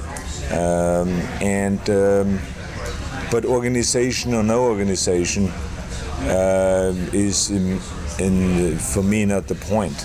For me, the point is really that there are people that don't like violence, and if it is in Kindergarten Cop, or if it is just the chain coming down in Twins on a villain character and wiping him out, or if it is in Terminator, there are people that just don't like it, and then there are people that like it. And I have never tried to do a film, or have never assumed, I should say, that I will be able to do a film that everyone likes, and that you can please everyone. I mean, there's just no such thing. That when you do an action type of a movie, that you will have half of the people that will say, that's not my bag. Or that in the Kindergarten Cop, where although it was a comedy, but it did have some harder moments in it, that there will be people saying, well, that's not for my child is 6 years old. Totally understandable. I mean, so that's the way it is. So I was not even angry at those people, because, I mean, that's what makes this country work. It's interesting when you mention the idea of not being liked. What you do can't be liked by everybody. We've seen this summer tremendous backlash against Kevin Costner, and before that we've seen it with Sylvester Stallone. And you seem sort of invulnerable to that kind of swing in popularity. Why do you think that is? Well, I don't know. First of all, I don't know what you're saying about Kevin Costner, because his movie opened up to $25 million. 26 million, yeah. So, I mean, I think that is a very successful movie. Okay. So I would say that he has done consistently well, and it's first of all, let me just tell you that the people demand not 1 year action movies and the next year love story and then something low key and then something this and then something that. People for the last, and I always look into the history of Hollywood, because I don't come from here. I wasn't born here, so I have to learn a lot where other people just grew up with all this knowledge. So I have to really go back and say, tell me a little bit about Milton Berle. They said that he created television and shows, and so what does that mean? I mean, what happened? So I get this education from people that have been around for a while, and I can tell you that all I have found out was there was never a time where action movies was in or out. It was always, or love stories in or out, the soft movies in or out, the things that where people can, emotional movies and all those things. It was always, historically speaking, good movies did well. There were horror stories that did well, there were love stories that did well, there were action movies that did well. All the way down the line, comedies or whatever else it is, they always did well if the movie was well done. And then the shitty movies always took a dive. And it happened to be last year that a lot of the action movies that were out were not that good. It had nothing to do with people being anti-violence or anti-action. They just weren't that good. I mean, because the people went out of the theater and said, listen, I don't know if you should see this. The other one I liked more. And that's how you make the big money. When people come out of the theater and say, this was fantastic, you must see it. Because I remember when I came out of City Slickers, I went to this premiere, I became a walking advertisement. I went to the gym the next day and I says, guys, this movie is incredible. It made me laugh, everything was funny, it was joyful. That's what I like about a summer movie, to go in there and boom, upbeat and all. So that's the way it works, So I think that there is really no backlash on anything, and I think that even the Stallones, as soon as he will do something great again, he will be like right now he's doing a movie with Ivan Reitman, and I guarantee it's going to be a hit. Because Ivan is a great movie maker, although he's not directing it, but he's in charge of it. After the first Terminator, your career skyrocketed, James Cameron's skyrocketed. How have your respective successes changed your working relationship? Well, it hasn't, because it maybe does for some people, I don't know, but in my opinion, we're still the same people. Jim Cameron is still the Jim Cameron, who is a very intense man, a perfectionist. The way he was in 1984, that's the way he is today. He still is very creative. He still is a detail man that works out every single stunt in every scene. I would say relationship-wise, there was none whatsoever. I completely and totally respected his opinion and did exactly what he wanted me to do. There was never a discussion, there were discussions, but no arguments about anything. And I always got the feeling that he had the same respect for me. And of course, you have to respect one another, because I look at his career and the movies that he's done, and it's just always incredible work. And so I respect that, and I think that he probably looks at it the same way when he looks at me. So nothing has really changed, and I hope we do many films together in the future. How many weeks did it take you to make the first Terminator? I cannot tell you, because I was only 2/3 of the film on the set, so I was working around 10 weeks or 11 weeks. Okay. And then they did some work before I ever started working and some work after. Jim Cameron can answer it better. But 6 months you spent on this movie. It's quite a... No, I didn't spend 6 months. I spent around 5 months. 5 months on this, okay. How much of the change of your personality in this movie do you think it was brought about by the fact that you've become more of an actor than you were when you did the first Terminator? And now they want you to be speaking a lot more and the emotions. The first script was written and was done exactly the same way as whatever you saw on the screen. That's the way it was written, and that's the way I got it before they ever thought of me. So there was nothing written or taken out for me because of acting, or because I was not as experienced or anything like that. I acted out the part the way it was written in 1984, and this time I acted it out the way it was written now. Although this time he knew that I'm going to play the part. I think that in the first Terminator, that he wanted to present the Terminator like a machine that doesn't say that much, that just does the action and has his imprint, his information inside. It was more internal thing. And this time he was, of course, being included with people and having to give him certain information, he had to, it lent itself much more to speaking and all those things. But I don't think that anyone looks at the amount of lines. I sure don't, and I'm sure Jim Cameron doesn't either. Does he speak a lot in this movie? Does he speak little in this movie? Whatever is appropriate for the part. Like there's a movie they're doing, Universal Soldier, that Coralco is doing. It's a fabulous script, but the leading guy doesn't say much at all. But if you add one more line to it, you will destroy the character. So you only can do as much as you can do for that character, and otherwise you just add on because maybe this guy is going to say to the director, says, "I want to speak more." Otherwise, I sound dumb in this movie. Well, that is the wrong way of going about it. Now that's interesting that you say that, because we've all heard the stories about stars who'll be doing a film and they say the other character has more lines than I do. Yeah, and they get into that. Yeah, Costner adding his scenes back into Robin Hood. And in Terminator 2, it's really very much an ensemble piece. I mean, it's your persona that's selling the film, but it seems to me shared very equally among the characters. It's very much a networked kind of a story. Well, as you know, there's people are different. From one person to the other, everyone thinks different. Everyone has different egos. Everyone has a different idea of what makes him a star, and all those things. My idea of getting to the top is when you do films that are making good money and that the people enjoy. That's what makes you shine as an actor, if you're part of that project. That's why it is important that the films do well, because then you don't have to sell yourself. That's basically the key thing. And I don't care if someone has more lines than me, or if I share the entire movie like in Predator with 7 other guys. It makes no difference. What is important is that the movie is a hit, and then you will shine anyway. And no one is going to count the lines. You're going to sit in the movie and say, wait a minute, Arnold just spoke altogether 24 minutes and 13 seconds, and so Linda Hamilton spoke 25 minutes. Wow. She's bigger than Arnold. Yeah, no one does that. So to me, those things don't matter. As a matter of fact, I prefer if I can share the responsibility with talented people. You don't want to share it with people that are not talented, but with talented people, if you share it, it's only going to benefit you. That's the way I feel.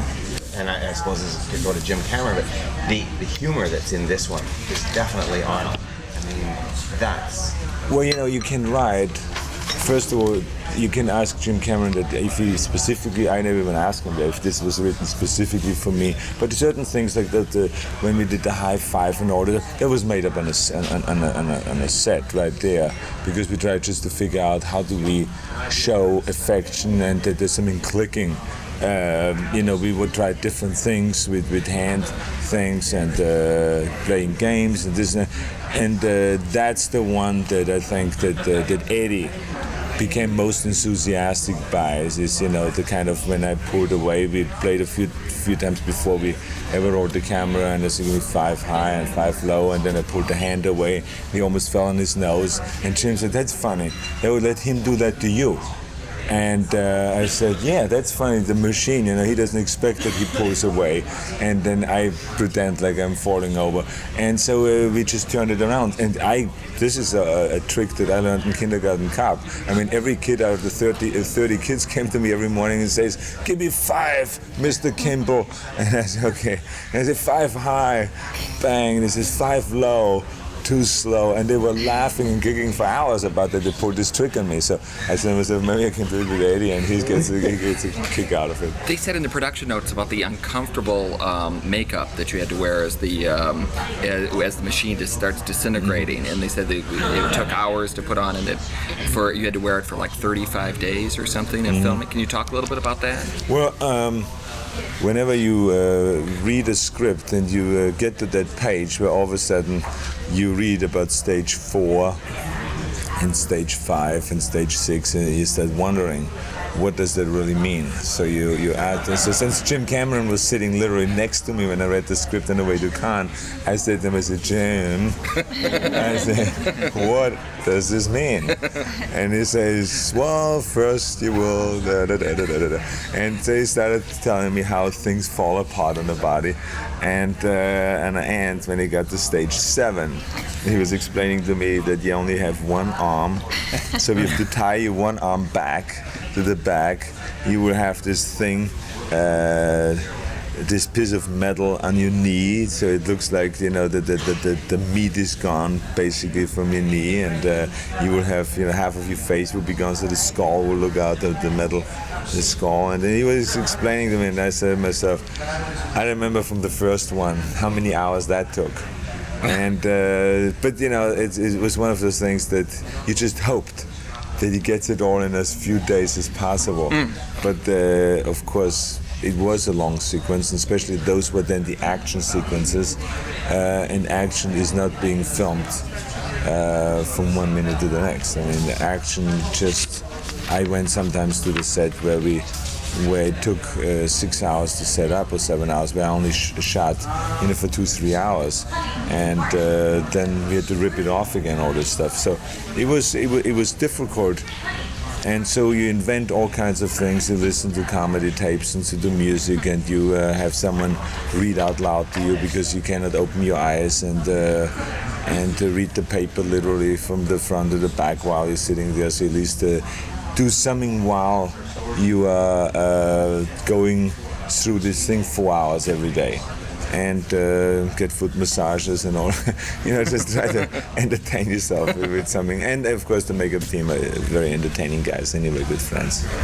But it's strenuous then to shoot like that, because you don't see out of your eye, out of one eye, and then you have to do the stunts and do all these things with the truck and all. It becomes very tricky and difficult. But you had a stunt double. Nothing compared to what, you know, I mean, the things that we do is just, it would be ridiculous to even complain about it.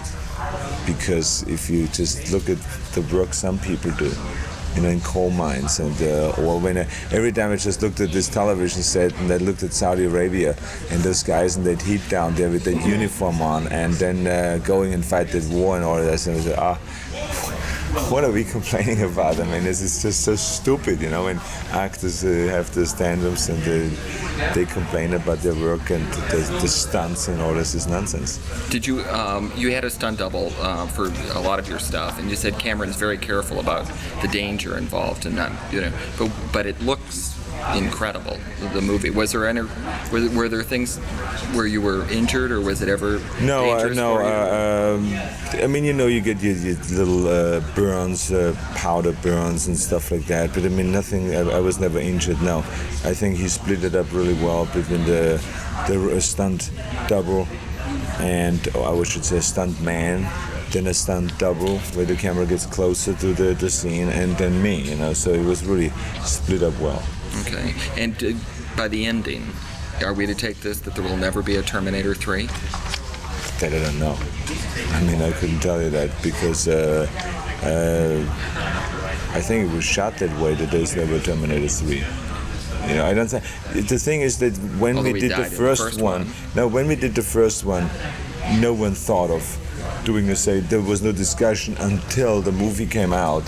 And you know, and we saw after the movie came out, all these people coming up to me and say to me, "I'll be back. I love this line," you know, and things like that. And then I went on a promotion for the next movie, and people said, "When are you gonna do another Terminator?" And then I came out with the next movie, and people said, "When are you gonna do another Terminator?" So it was like, you know, so Jim and I started talking. He says, "The same happened to me. I was promoting Aliens," and says, and then people say, "When are you going to do another Terminator?" So I say, you know, we should do another Terminator. I mean, it's stupid because there seems to be such an interest, and we saw it then when it came out on video, it went up, the sales were tremendous, and it came out on cable, and it was huge, and the network, it was huge, overseas, it was huge, and so it was kind of something that was not created, that publicity, but it just kept like an avalanche. It get bigger and bigger and bigger. That's really what happened. It had a life on its own, kind of. And so, you know, so now they have another Terminator. When's Total Recall to? Total Recall? 2. 2. 2, okay. There is no Total Recall script, or there is no deal, or there's no plan to do a number 2. You're talking about an avalanche. Another thing that really seems to be swelling, and we're noticing that in Canada actually, is fitness. It's fitness. That must be really gratifying to see it. Oh, it's unbelievable. I mean, I just came from Hawaii, and we had a fitness rally over there with a few thousand kids, and it was gigantic. But, you know, this is we are in such trouble with fitness with the kids, and the schools are cutting the budget continuously. So, you know, something has to be done about it. You know, and so that's why I'm going from state to state. As a matter of fact, Hawaii was just the 25th state that I've been to. And I promised myself to do all 50 states. Yeah, because education is a state issue, and you can't do it. You can do a certain thing out of Washington, but you can't really do the job completely. You can do 10-20% out of there, but then you have to go to the state where the governor and the school superintendent and the school principals and those guys make those decisions. You know, because that's the way that the whole system works in education. And so that's why I go from state to state and try to take care of it that way. And it was so far very effective for all those states, and we've accomplished a lot. So we have 25 more states to go. Do you know what you're going to do next? No. I have no plan.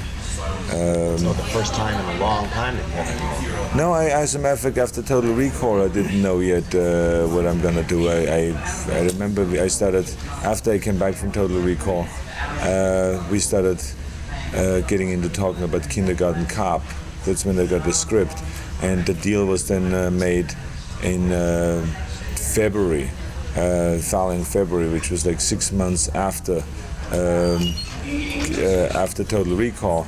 And then in April, May, we started shooting Kindergarten Cop. So it was only with Terminator that I knew ahead of time that I do that after Kindergarten Cop, because Jim Cameron had time to do it at that time. The rights became available at that point. So we knew that, okay, right after Kindergarten Cop, let's do Terminator. So we get it out in the summer. That was also the big pressure. So Jim literally had to go and write it in the spring, prep it early summer, and shoot in the fall. I've never seen anyone be able to do that much work and that size movie in that short period of a time. Never in my life. Because to go and start shooting in October, middle of October, and to come out the following July 3rd is unheard of. And of course, it made it extremely difficult for everyone, because you have to, when you do that, your whole shooting schedule has to be designed in such a way that you supply continuously the special effects shots to the special effects people so they can work with it. So when you're actually finished with the film, they are also finished with their work, and so then you can right away edit and put it together. But in Total Recall, for instance, we had to wait. You know, the movie is being edited, and then when I looked at it every 3 minutes, it's a scene missing, because we were waiting for another 6 months for the special effects to come through. So that's why the whole process took much longer.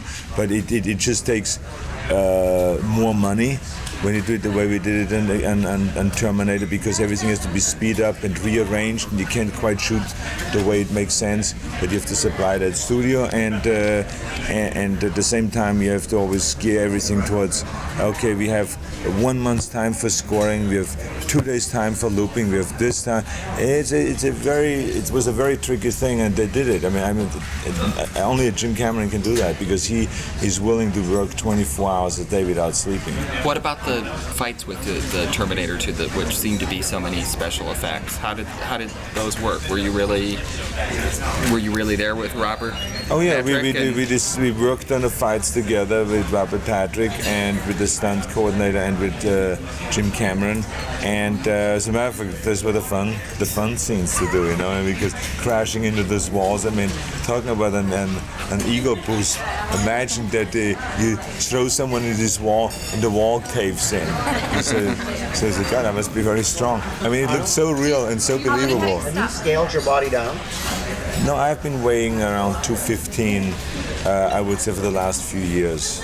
You know, it goes up and down 2-3 pounds, but I would say an average of 215. So it's always been the same. You're not consciously scaling? No. It's always around that. Do you want to take time off from filming? Well, this summer I want to take time off because we're expecting a second baby. Congratulations. Thank you. And so I always like to be there and also help my wife at the time like with the first one, because it makes it much more, comfortable for everyone if you share those responsibilities. And but other than that, maybe in the fall I maybe direct something next, because I'm looking at various different things to do a 2-hour TV movie or something, because I enjoyed the Tales of the Crypt that I've done. That was a fun thing to do, and so I want to learn a little bit more about directing, and to do it on TV is easier because you don't see all the mistakes. The tube is too small, so on the big screen you will see everything. So I practice on TV first, and then I go on the movies. Okay, I've really got to stop. Okay. Yes, just one quick question. Well, I was just going to say, with the span of years or so, was there any trepidation about doing another nude scene in this movie? No, well, it wasn't really. I mean, I said to Jim, I don't mind, being a nude. But they said it has to fit within a movie, and it cannot be an exploitation type of a scene where you just throw in a shot like that for the sake of saying, and listen what, you see Arnold's ass in this movie. I mean, that's not the point. That's not what we wanted to do. Okay. So we did it in the first one, we wanted to do it in the second one, and he shot it in a very tasteful way from the side and came around, and when he came around it was all upper body shot. So it was very well done. No, I don't mind that at all. Okay. Thank you all. Thanks. Thank you very much. When's the baby due? Beginning of August. Oh, Leo. Yes. Yeah, it's another one. Yeah, that's right. Okay. Okay, see you. Thanks very much. Okay, so now we're back from the Arnold Schwarzenegger interview. I actually have, I don't know if it's an interesting postscript, but it's a PS nonetheless. Their lifelong... Hey, that rhymes. It does. Wow, I had no idea. But their latest collaboration, at least from what I've gleaned, was back in 2016 when they made a PSA. I don't know if you know this, Matt, for Eat Less Meat. It was an Eat Less Meat campaign. I'm not aware of regarding animal agriculture. Yes, James Cameron and Arnold Schwarzenegger spent the day together getting filmed by Wild Aid, WILDAID.org, wildaid.org, where it's really encouraging humans to reduce their meat intake. The actual video was inspired in 2016 when China proclaimed that they want their citizens to reduce their meat consumption by 50%. So there's a video it's worked too. Nobody eats meat anymore. Yeah, I turned vegetarian about a year ago. Did you know this, Matt? I did not know that. We rarely know anything about each other anymore, Matt. I'm vegetarian. I was going to vegan. That's the next step. But anyways, more importantly, this is an Eat Less Meat campaign. You can check this out on YouTube. James Cameron, Arnold Schwarzenegger. It's high on the search list. It's a really interesting look, and I had no idea both of them. I don't know if both of them are vegan, but both of them definitely eat less meat. Cameron, obviously, or maybe they were just well paid for this. Oh, that's horrible, Matt. Like Matt, like you were saying about his passion. Probably not. His passion for humanity and the environment, which still continues to this day with his film work. Sure. I think he actually says in the video that I'm making all these films about it. I should actually in real life support this by eating less meat and less dairy, definitely. So that was an interesting little thing. I had no idea that they teamed up for that a couple years back. Okay, and at the time that we're recording this, which is 2018. They are working currently on the next Terminator. Cameron is not directing it, but he's involved, I think, as a producer, and Schwarzenegger's in it. So probably by the time you listen to this, you will have seen it years ago. But for us, right here, it's in the future. At this moment in time. Right. I just have one postscript I wanted to say.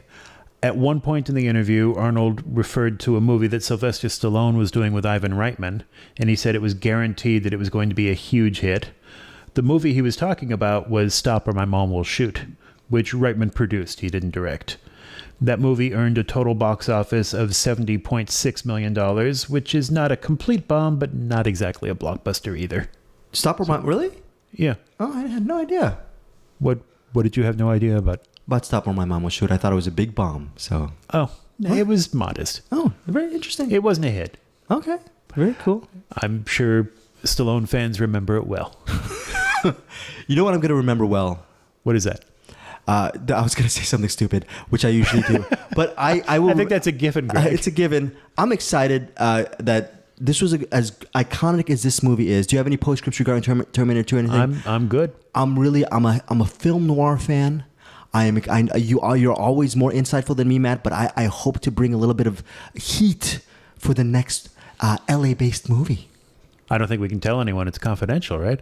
It is. Folks, coming up next it's going to be confidential. It's going to be LA, and it's going to be hush hush on the QT because it's LA Confidential. Wow, quoting Danny DeVito. We're going to have a lot of interviews with the main cast, the late filmmaker, R.I.P. I'm excited for that. Matt, you want to say something before we leave? We've got our usual stuff that we end the show with. We want to tell people about the webpage, which is mattandgregpodcast.com, and the Facebook page, which is facebook.com/mattandgreg. I did want to ask everyone to please subscribe. Don't just listen to the one show, but subscribe either on iTunes or Google Play, or you can even subscribe to our YouTube page, wherever you do it. That way you get the new episodes. We want you guys to keep coming back. So yeah, and whatever platform you use, folks, just comment. We're going to get your comments, and we want to actually have feedback on the respective shows, our banter or lack thereof, the actual interviews. What do you think of the show in general? Yeah, talk to us on Facebook. Comment, leave your comments on our podcast on iTunes. Do whatever it takes. We love hearing the dialogue. We're both movie fans, and a big part of this is to actually reach out to you folks and get that dialogue going. Absolutely. Okay. So on that note, thanks for tuning in, guys. We will see everybody next time. All right. Take care. We now return you to your regularly scheduled lives.